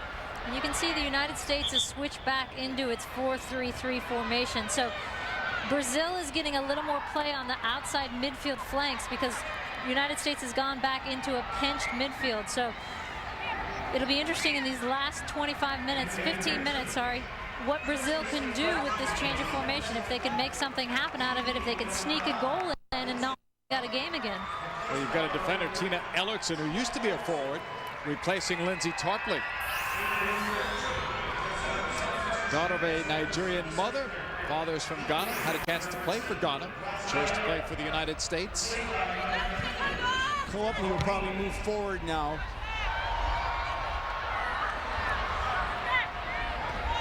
Ellertson is another one of the soccer moms. Great story on her yesterday in USA Today. Kelly Whiteside. You can still read that probably online.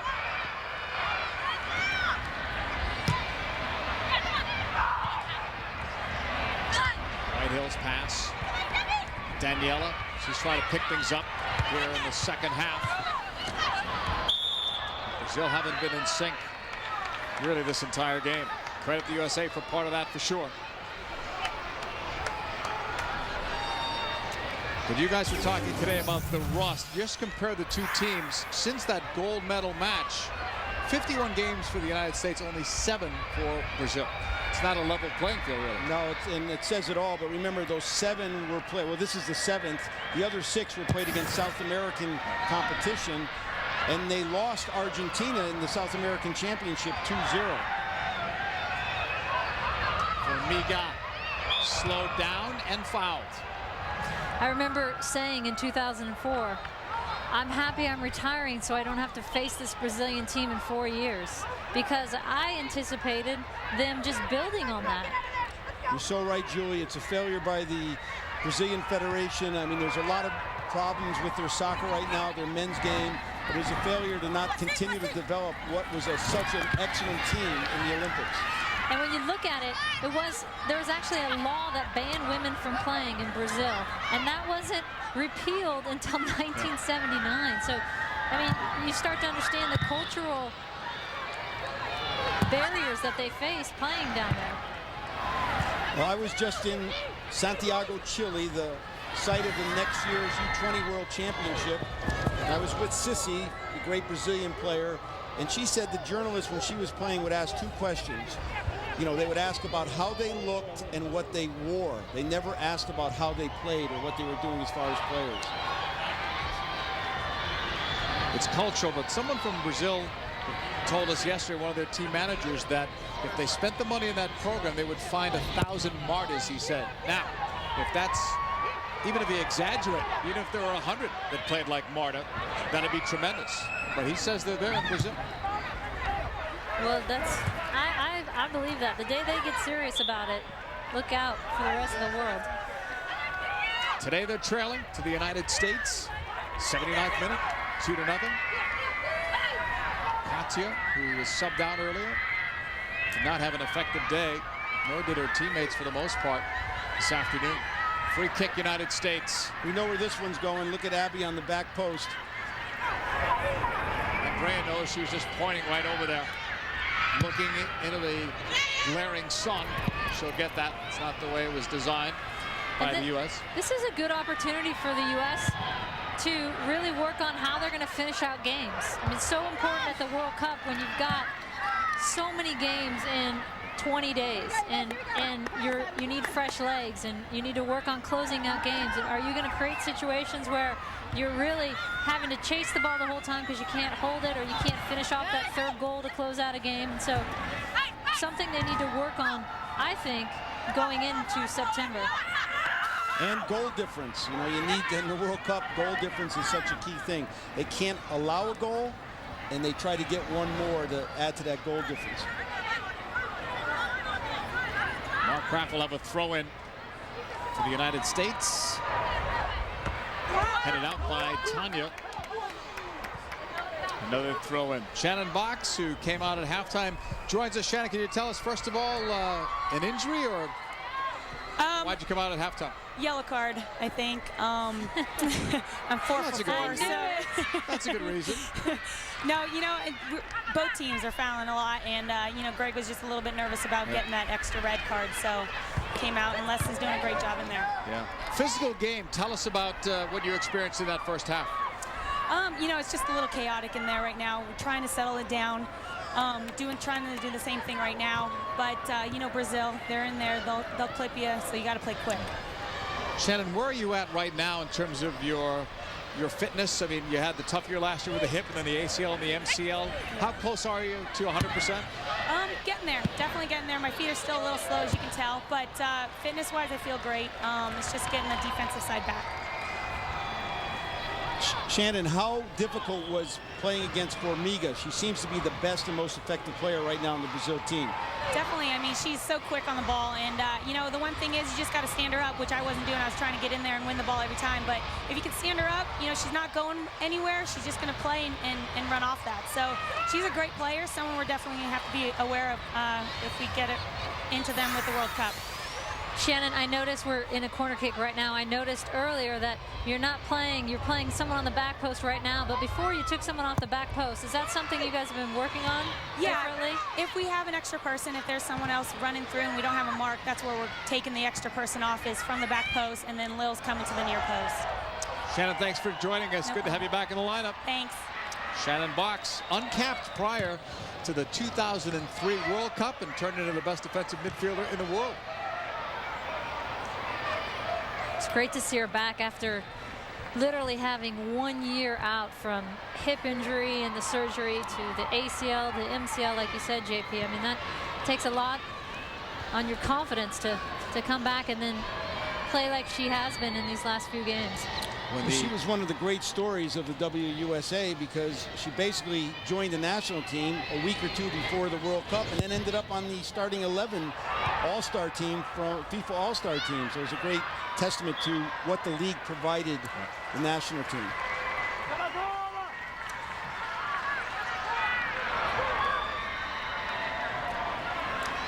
Free kick coming up for the United States in the 83rd minute. Whitehill on the ball from way out. Andrea staring at a tough son. Jatoba goes after it against Lopez.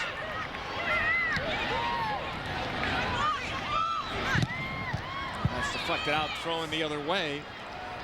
Natasha Kai getting ready to sub in. You know what's interesting too is both goals for the U.S. came on set plays. Last week against China, both goals for the U.S. came on set plays. And it's really something that Greg has been trying to get them actually out of the habit of just scoring on set plays. I mean, it's something that we fell victim to in 2003 when we just try and launch balls up to Abby in that 2003 World Cup. So run of play goals has been a big focus of this team, and yet they keep going back to this, and I think it would serve them well to start scoring more in the run of play and not just relying on an Abby header to win a game. Well, you want to be able to do both, but what happens when you start scoring on set pieces, the other team, it's almost a self-fulfilling prophecy. The other team knows you score, and all of a sudden they panic or make a mistake, and guess what? The ball's in the back of the net. Mike Cohn. Nice move there. Cut upfield, and the shot is easily stopped off Esther, who came on in the second half. 84th minute. We talked about Shannon Boxx and what the WUSA did for her.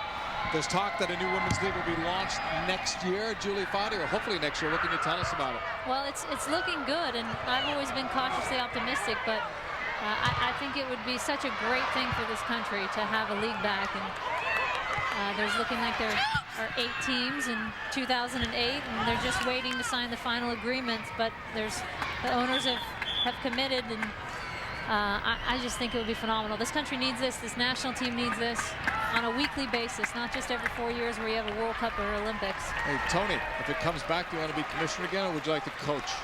I think I know the answer. I'd get out of administration. I think I know the answer. But I agree with Julie. There's so many players that want to get involved.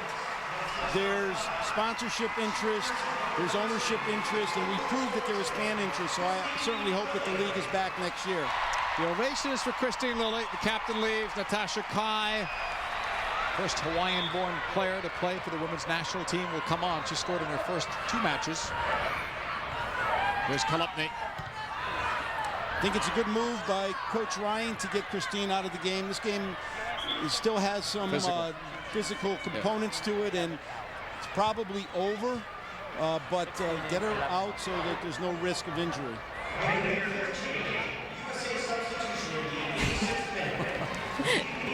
Are we at a wedding? I don't know. That's great. Hope they're not heading for the exits. It's a 2-0 USA lead. Angela Hucles has come in for Carly Lloyd.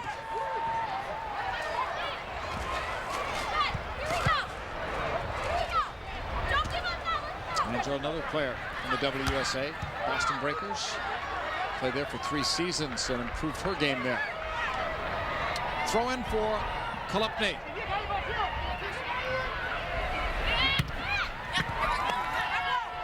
Another collision on that sideline. The ball belongs to Brazil. Blocked by Markgraf. Hucles in the middle. Lopez over the top for the speedy Natasha Kai. She can bring it. She has the fresh legs against Bajé. And it's going to go out for a corner. 5th one for the United States.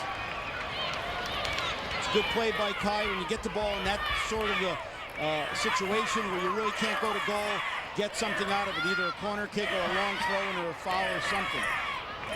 Stephanie Lopez. Look at all the space on the back. No one on the back post. This is where you're going to see the U.S. players crashing in. They have so many targets they're going to hit, especially with a keeper like we've talked about, Andrea, not wanting to get off her line. All set for Lopez. Grant came out. There she goes. That's good. It's a big collision there, but everybody appears to be okay. Sent forward by Rampone. There's another Brazilian player down. And the ball will just be cleared out to take care of the injured player. Rachel Wu, the referee, coming over. Well, Brazil will have to take some positives out of this game. They need to get something psychologically out of this game. Giving up 2 early goals, now they've settled. Coach Barcellos will have to make this a positive some way. But realistically, they didn't attack well enough. They didn't defend well enough. And it's another, at least it looks to be another win for the U.S. in a series of games with Brazil. That's Christiane who's down. We mentioned her goal scoring at the World Cup. But how about at the Olympics, 5 goals, tied with Birgit Prinz in 2004. The road to China continues for the U.S. women. They'll take on fellow World Cup bound Norway Saturday, July 14th, right here on ESPN2 live at 6 p.m. Eastern. Rentschler Field in East Hartford, Connecticut will be the site for this one. And then only 4 matches will be remaining before the World Cup begins for the United States. And Tony, USA and Norway, the rivalry hasn't been the same, but hopefully that gets started up again. That used to be the big one. Well, I think to all the U.S. players, and when I was the coach, the USA-Norway game had the most, you know, it was just 2 teams with great mentalities, always competing. That great Norway team isn't still playing, but I'm sure they will put together another very good team. Brazil chasing after this. They've had a tough afternoon here at Giant Stadium. That's Daniela. That was called. Free kick here. We're nearing the end of this one. Heading for the 90th minute. And we're there now.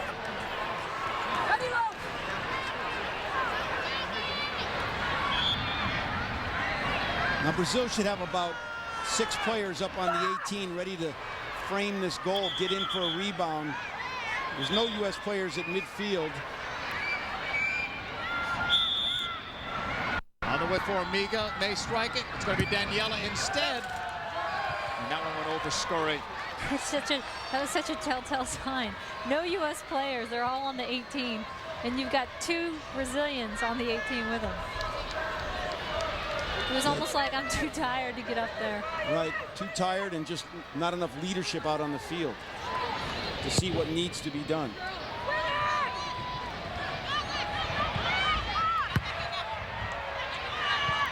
Sent long by Renata Costa.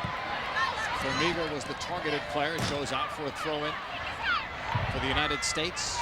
Stephanie Lopez will leave it off. Only a minute will be added on here. Tina Ellertson. Sent upfield over the halfway line off Wambach. Push back for Tanya. Maicon.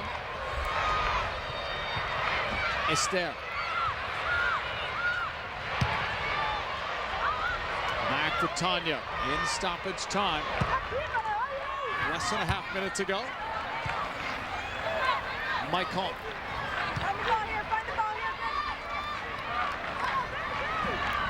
Back to Tanya. USA is going to make it 42 without a loss under Greg Ryan. And 43 overall, unbeaten in a matter of seconds.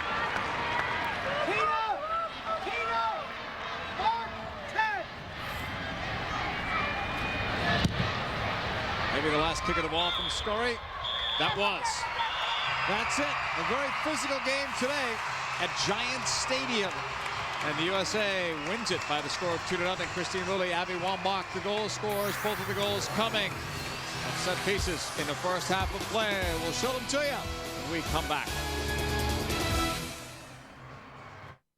We've left the most treasured game in the world to be played in the shadows, where its speed, power, and passion have remained unseen. Now, a new stage is set, with new stars bringing light that soccer's time has come.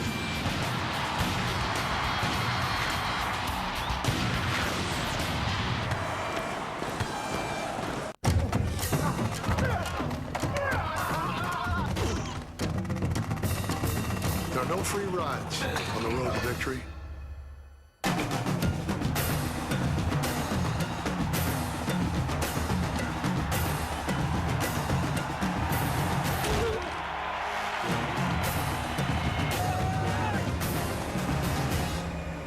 have what it takes to pay the toll? Gatorade. Is it in you? Hip, hip, Jorge! Hip, hip, Jorge! Hip, hip, Jorge! The NASCAR Busch Series. Coming off his first ever win, 20-year-old Stephen Light and Busch's young guns take on points leader Carl Edwards at the Milwaukee Mile. The NASCAR Busch Series at Milwaukee, tonight at 8 on ESPN2. People are smart. They know the less money they sink into their mortgage, the more money they'll have in their pocket. With our Sleep Easy loan, you get a 30-year fixed rate that lets you pay interest only for the first 10 years, with no negative amortization. So you can borrow $200,000 for about $980 a month, which means you can pay down your bills, purchase the home you want, or just walk around with pockets full of cash, if that's what you're into. Call 1-800-DITEC-1. The call's free. See, we're saving you money already. DITEC. People are smart. The San Antonio Spurs have won their 4th NBA title. Celebrate their dynasty with Sports Illustrated and the official NBA Championship DVD. Plus, this SI commemorative book takes you inside their incredible season. Both free with your paid subscription to SI. Use your credit card and get this Spurs collectible basketball and display stand. Go to SISpursoffer.com or call now to get the official DVD, the commemorative book, and the exclusive ball. All free from Sports Illustrated. There's one of your goal scorers, Wambach, as the USA beats Brazil in this international friendly today by the score of 2-0. Let's show you how those goals were scored going back to the first half of play. We talked about the importance of set pieces, this free kick. The captain, Lilly, this is going to be her 123rd international goal. She has goals now in 4 of her last 5 matches.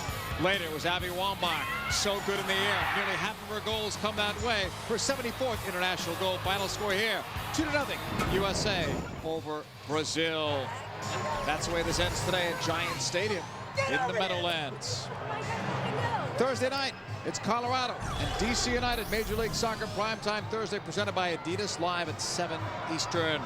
This has been a presentation of ESPN, the worldwide leader in sports, with Tony DiCicco and Julie Foudy. I'm JP Della Camera. So long from Giant Stadium. We're going to send it now to the 2007 AT&T U.S. Outdoor Track and Field Championship.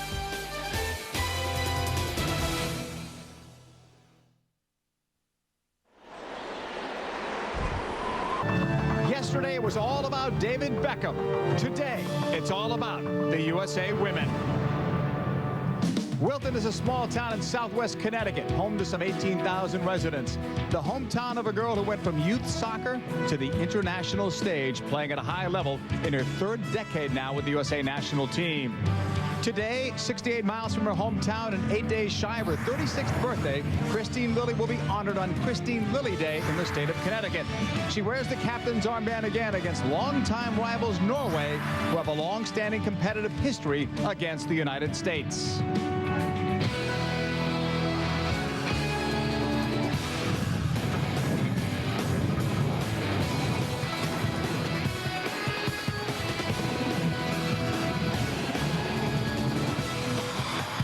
It's the USA versus Norway as we welcome you to ESPN's coverage of U.S. soccer presented by the United States Marine Corps. And a pleasant good afternoon, everyone. Welcome to East Hartford, Connecticut, along with future, soon-to-be actually, National Soccer Hall of Famer Julie Foudy. I'm JP Della Camera. Jules, with the World Cup just 58 days away, the U.S. is the favorite to win it. It's not can they win it, it's really will they. I think they will. I think they're obviously the strongest favorites, and they've been playing so well. They've been training full-time, living together for 2 years. No other country has that type of preparation behind them, so they've outpaced the rest of the world. Offense wins games, they say. Defense wins championships. How does this team succeed the way they have on the defensive side? Well, they've been so successful in large part because of their very experienced back line. And those 3 players, Kate Markgraf, Christy Rampone, and Kat Whitehill, are largely responsible for their success. Over 4 or 430 international appearances amongst them, but they will be the first to tell you that it's the team's defense total that has made this team so successful. 29 shutouts in 42 games is just unbelievable. And the U.S. team lost a little bit of that experience when Heather Mitts went out with an injury. This game was played in Dallas against Canada. Mitts, number 2, tore her left ACL, so she will miss the World Cup. That opened up a starting spot, it seems, for young Stephanie Lopez. And people say Stephanie Lopez, only 20 international appearances. Is she too young? I don't think so. She's playing great. She has under 20 World Cup experience, and she's fit right into that back line and is doing a wonderful job. Lopez gets another start. The USA today will come out in a 4-3-3 formation. And we've already talked about the back line. Someone in the middle, a name you should remember, Carly Lloyd, an attacking midfielder. 4 great goals this year, and she likes to take crackers. She can hit a ball like I've never seen from the outside. Another name you are familiar with, Abby Wambach. 74 goals in her career already, almost half of those scored with her head. And my, how times have changed. Norway is now saying they're actually afraid of the U.S. on set pieces. Norway going into a 4-3-3 lineup, lining up the same way. And again, another player to watch in the middle for Norway, Gulbrandsen, just back from having a 1-year-old son, Theodore. Norway is ecstatic to have their midfield engine back playing for them. In U.S. women's soccer history, there has been no better nor more bitter rival than Norway. We'll find out why when we return to our soccer coverage here in East Hartford, Connecticut. The USA getting ready to renew their rivalry with their foes from Norway. The kickoff coming up in just a few minutes. You know, at one time, Norway was the only team in the world that had a winning record against the United States. But lately, the USA has taken care of business by winning the last 6 times they faced each other. This rivalry dates all the way back to the very first Women's World Cup held in China in 1991.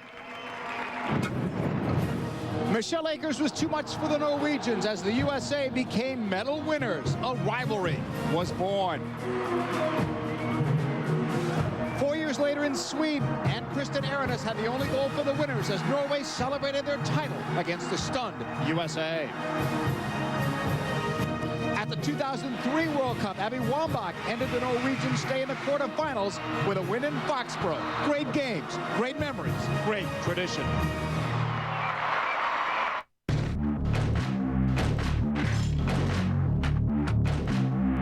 ESPN, home of the 2007 Women's World Cup this September, Euro 2008 from Austria and Switzerland, and the 2010 World Cup from South Africa.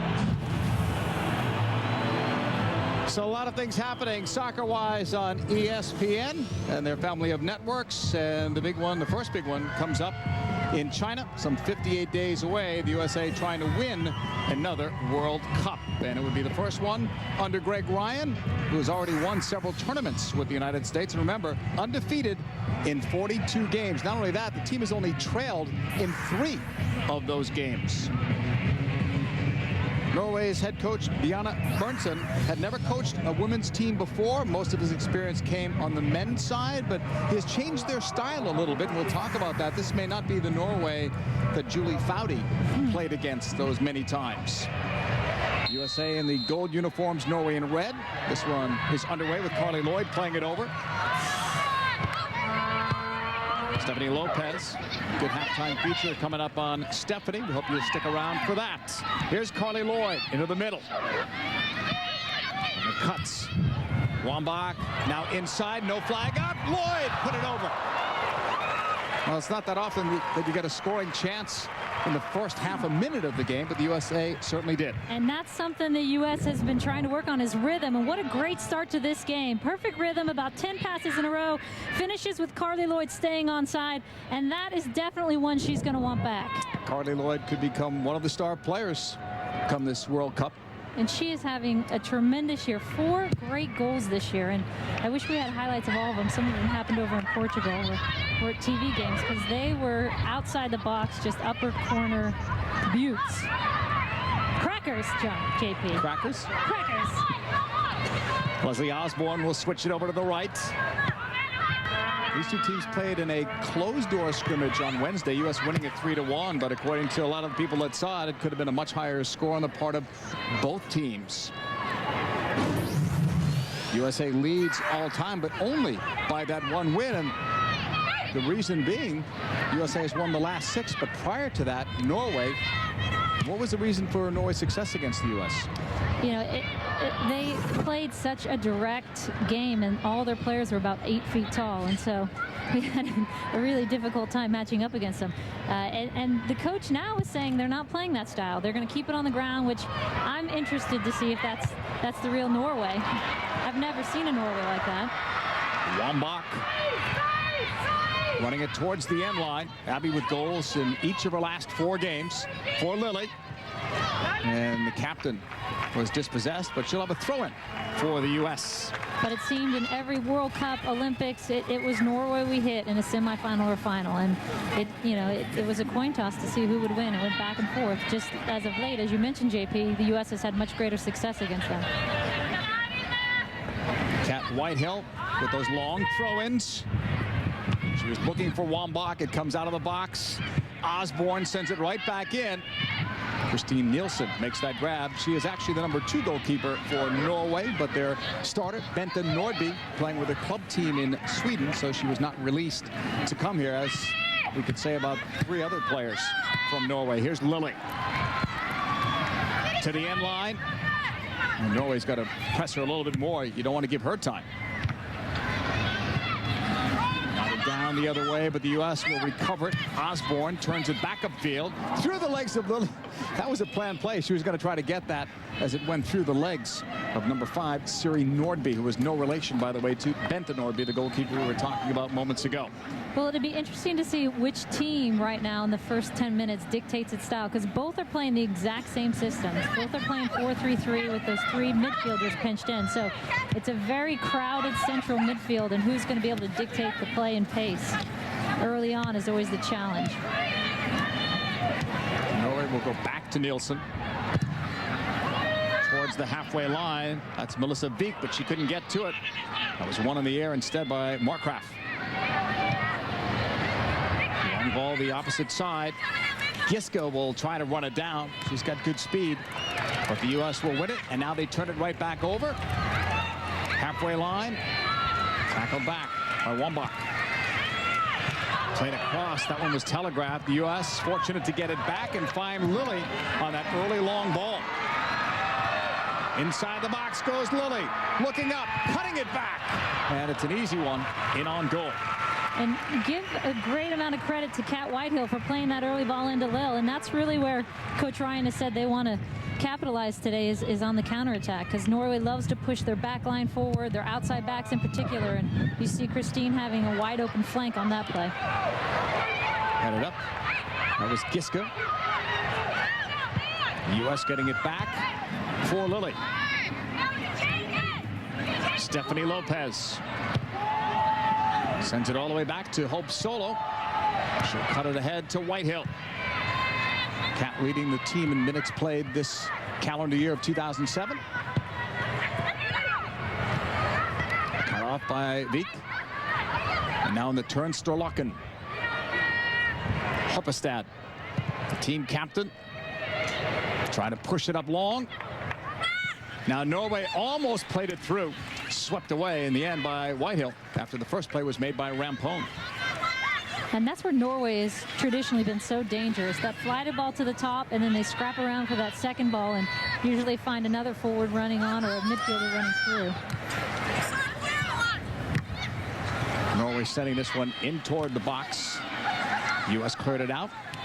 Norway will try it back. Corrine on the right side. One of the 3 who will play up top in the 4-3-3. Turn right back upfield. Norway scrambling to get back to it. Back toward Nielsen. That needed a little more pace on it. Nielsen did well just to get rid of it, but it's headed back by Osborne.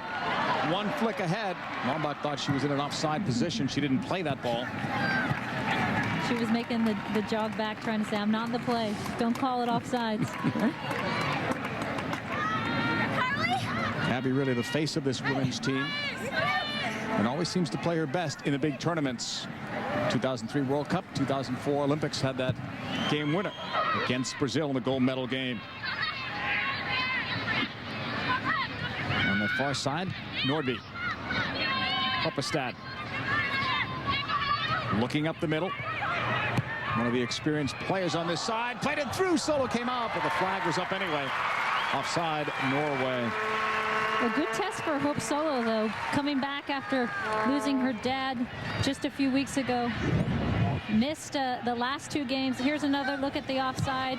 You're going to see it's close, but it looks like she's just a hair off. Good call.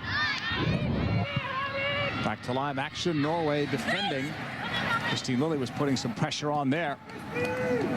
Christine Lilly goals in 4 of the last 5 games. Still playing at a very high level.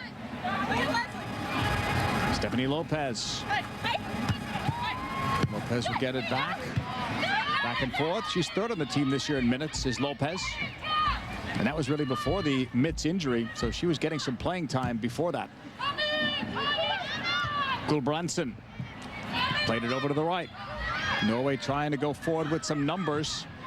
The USA right on them. Whitehill will get to that first, puts it into an open spot for Chalupny. Chalupny from St. Louis, Missouri will find Lilly on the left. And that was knocked out by North.